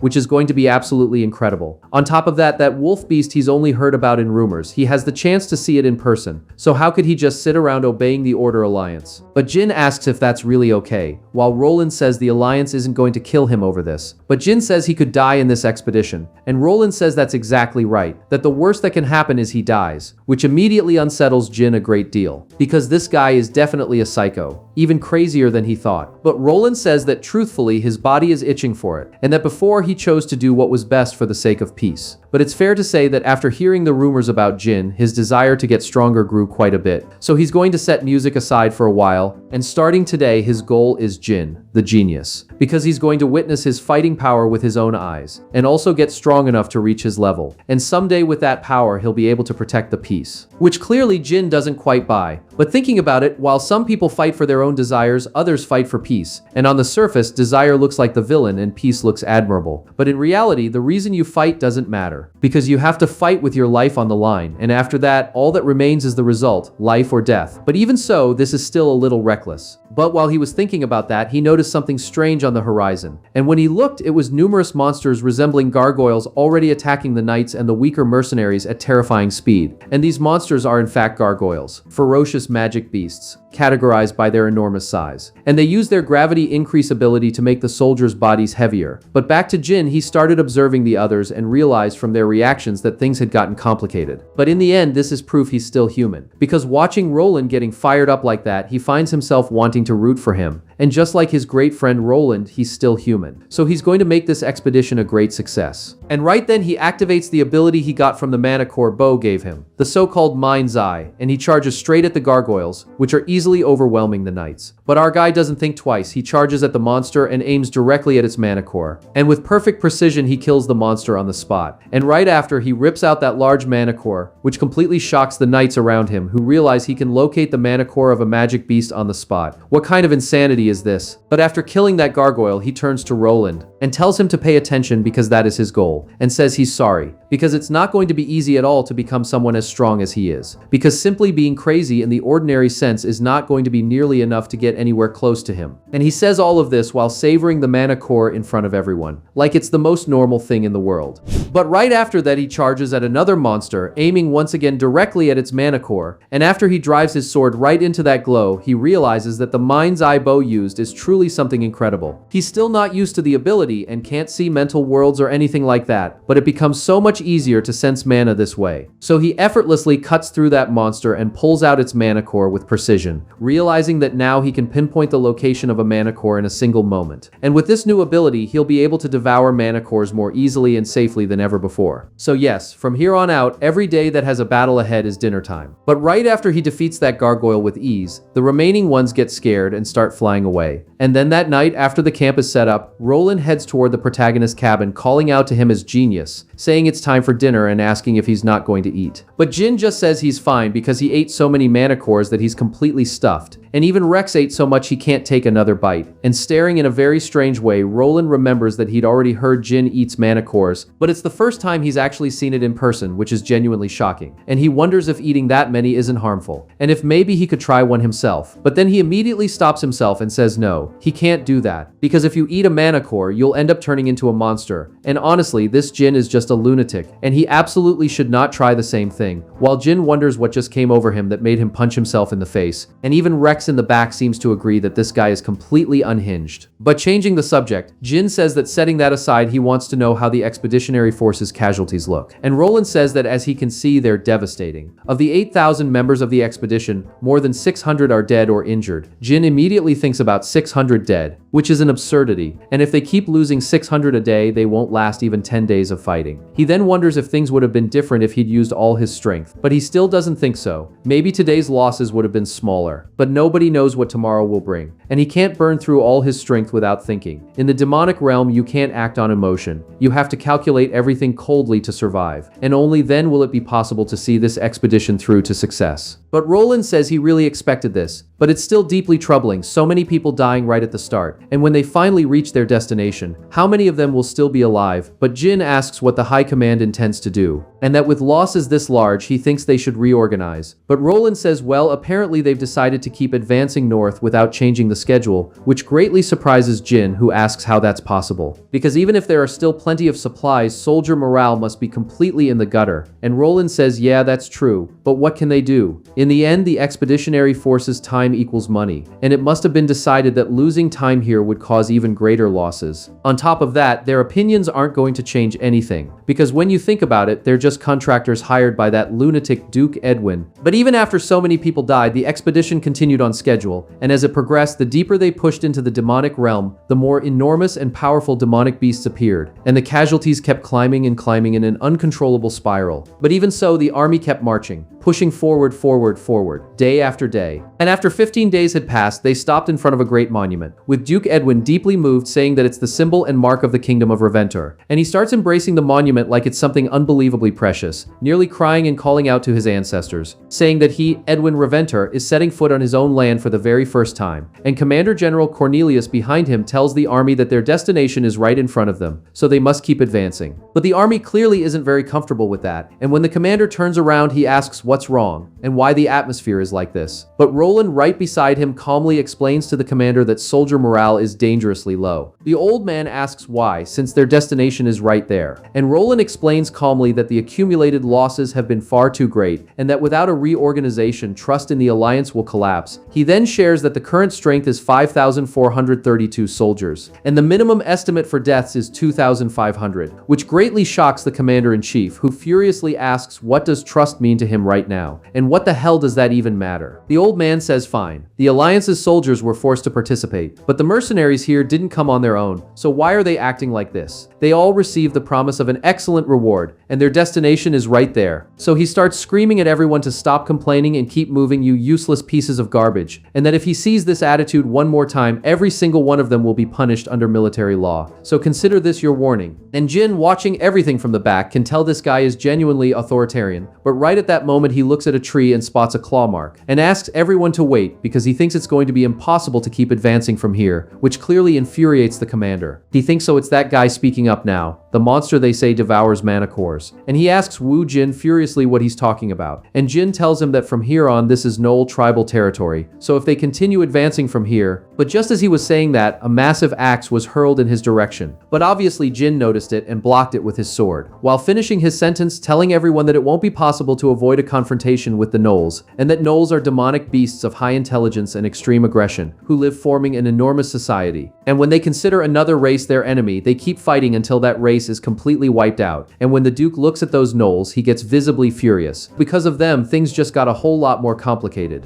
And the people around start staring at the monsters, asking each other if those really are Knolls, and obviously they're very alarmed, because the Knolls they'd only seen in books are far more monstrous than they ever imagined, and it looks like they really might die today. But clearly infuriated, the commander says a confrontation with the Knolls is inevitable, and that what Jin said was obvious, but they should know they're here to fight head-on and kill magic beasts. But Jin says no, he's wrong. The objective of this expeditionary force isn't to fight, it's to win. But if they keep fighting here, this expeditionary force will end in failure. And actually, it'll be far beyond a simple failure, because humanity will end up gaining an eternal enemy. The people around immediately start muttering that the mercenary is completely right, that this isn't a problem that ends just by killing a few of them, that at this rate, all of them are going to die, and forget the gold, the best thing to do right now is run. But the commander-in-chief, furious, calls all of them idiots, and he simply grabs a lance and says with great authority that he gave the order so they will obey. Why are they talking so much garbage? And he simply attacks a Knoll by surprise, which immediately worries Jin deeply, because that guy is without a doubt insane. And now the Knolls explode with rage. They start screaming and charging at everyone, a massive army of them advancing like there's no tomorrow. And the commander-in-chief keeps ordering everyone to fight, because today they're going to reclaim the kingdom of Reventer. And Roland recognizes the situation for what it is, completely insane, when the entire horde of Knolls charges at the army like there's no tomorrow, crushing everything in their path. And sure, some Knolls do get killed, but humans are far weaker than them. But after killing a few of them, that commander-in-chief gets very excited, while Jin realizes that Lunatic has finally caused a disaster. And knowing things are about to go very wrong, it's time to use this. Because there's no going back now, so he simply starts emitting that monstrous aura, which frightens absolutely everyone instantaneously, including the Knolls. And even Roland, alarmed, asks what kind of oppressive aura this is, and whether that's really his genius friend. And even Jin's tone of voice changes, with him saying that from this moment on nobody moves, because the instant anyone moves, whether magic beast or human, he will kill them all. And as if they understand his words, the Knolls also stop, a little on edge. And after they stop, the commander-in-chief goes over to Jin and asks what the hell he thinks he's doing, and that if he has this kind of power, he should be using it to kill those magic beasts, and that threatening the humans is better, and that he should know very well that they let him live, not to act like this. But Jin, irritated with this guy, hits him just barely hard enough to scare him, while telling him he just shut that useless mouth of his, which obviously frightens the man greatly, asking whether calling someone useless is some kind of judgment. But Jin goes right up to the commander and tells him that he knows he's not doing this for anyone's own good, and that he already warned him, if they fight here, the war between Knolls and humans will begin. But since he's acting with no plan at all, he also runs out of options, which leaves the commander furious, asking then what? Does he just want them to retreat? But Jin tells him to listen until the end, because who the hell said anything about retreating, which genuinely shocks the commander, asking how on earth you negotiate with a magic beast. And right at that moment, as if it understands the language, a Knoll turns toward Jin and calls him brother. And Jin, with a smile on his face, starts communicating back in growls, genuinely understanding them, saying it's been a while, Brackneck. And the people around immediately start wondering what's happening, and how Jin is talking to the magic beast like she's friendly toward him. But now at the same time, in a great castle, a Knoll warrior asks what the situation is, and the aide says 10 days at most. After that, total annihilation. And he says says to the queen that she really has no sense of responsibility, and that in an emergency situation like this, instead of thinking of a solution, the first person that comes to her mind is that man Jin. And she says all of this while there's an army of demonic monsters wanting to invade her castle.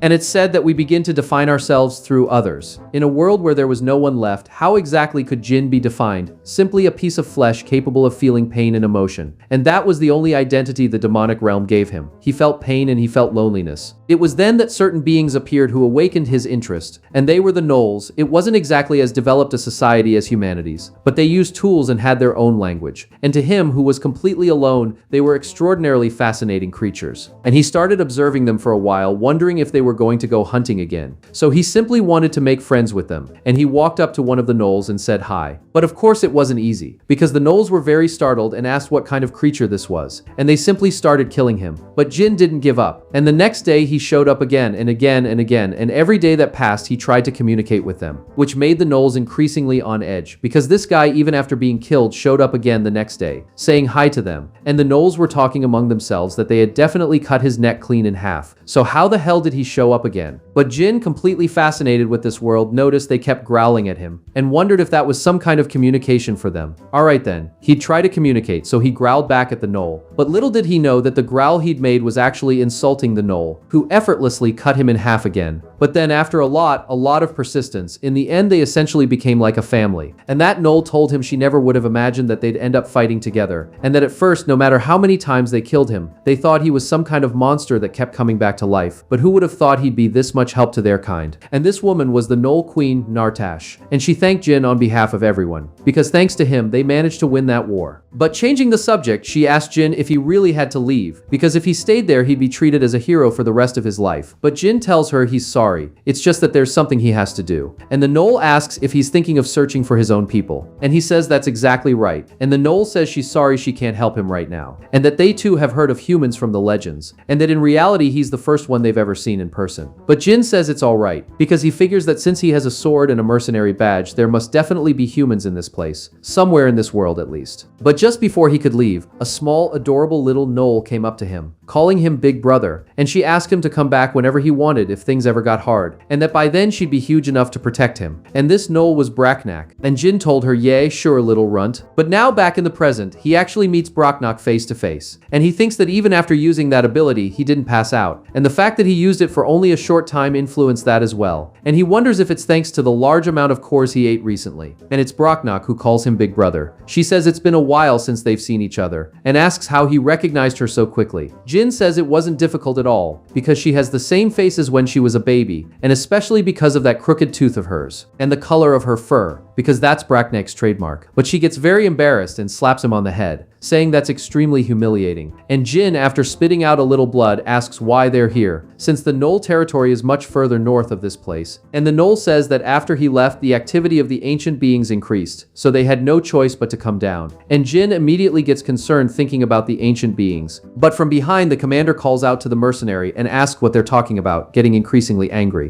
while Jin just sighs. So he asks Braknak to make a really scary face, and she asks what he means, a scary face, and whether maybe something like this. And obviously seeing that face, everyone gets very alarmed and prepares to attack. But Jin tells them to calm down, because if they start fighting right now, there will be no more negotiations. But the commander asks what he means by negotiations. And Jin explains that the gnolls are extremely furious at the humans for invading their territory, and that's why they declared war on humanity, and that reinforcements are coming soon, in numbers many times greater than the gnolls currently here. And that if that happens, the expeditionary force will be annihilated, which clearly leaves the commander furious, and the people around start asking what he means by reinforcements. They've already suffered so many casualties in the current battle, and if they send even more, they're completely finished. So the commander looks Jin in the eye and asks if that's true, while Jin thinks to himself that it's a complete lie. But he says yes, it's true, and then Braknak calls him Big Brother, asking about what he just said, while he just tells her not to worry because he'll take care of all of it. He knows personally that he doesn't want a war between humans and gnolls, because it's obvious that the end of that fight will only be ruin. But the problem is right here on his side, the expeditionary force. With the gnolls, a single word from him is enough to make them stop fighting in any situation. But on the expeditionary forces side, this garbage commander is obviously someone he's going to have to convince to stop fighting. And so he thinks that right now he's the only one capable of communicating with them, and therefore the only one capable of stopping this fight. But right at that moment, the Duke appears, saying that claiming more troops are on their way here is certainly a heavy card to play. However, a negotiation is only possible when both sides have something they want. And he wants to know what on earth these guys want from them to be willing to negotiate. And Jin says what they want is an exchange between gnolls and humans, which leaves the Duke completely bewildered, and clearly leaves the commander absolutely furious. And he immediately points his sword at Jin, saying it's an absurdity, and that a cultural exchange between humans and magic beasts, he's been going along with things until now. But this has crossed the line. So he calls Jin a monster, and asks if he thinks they're a joke, and if he really thinks a ridiculous idea like this makes any sense at all. But Jin just says whether it makes sense or not. He asks what he's going to do about it, with Rex already appearing right behind the commander, ready to eat him alive if he lays a finger on his master.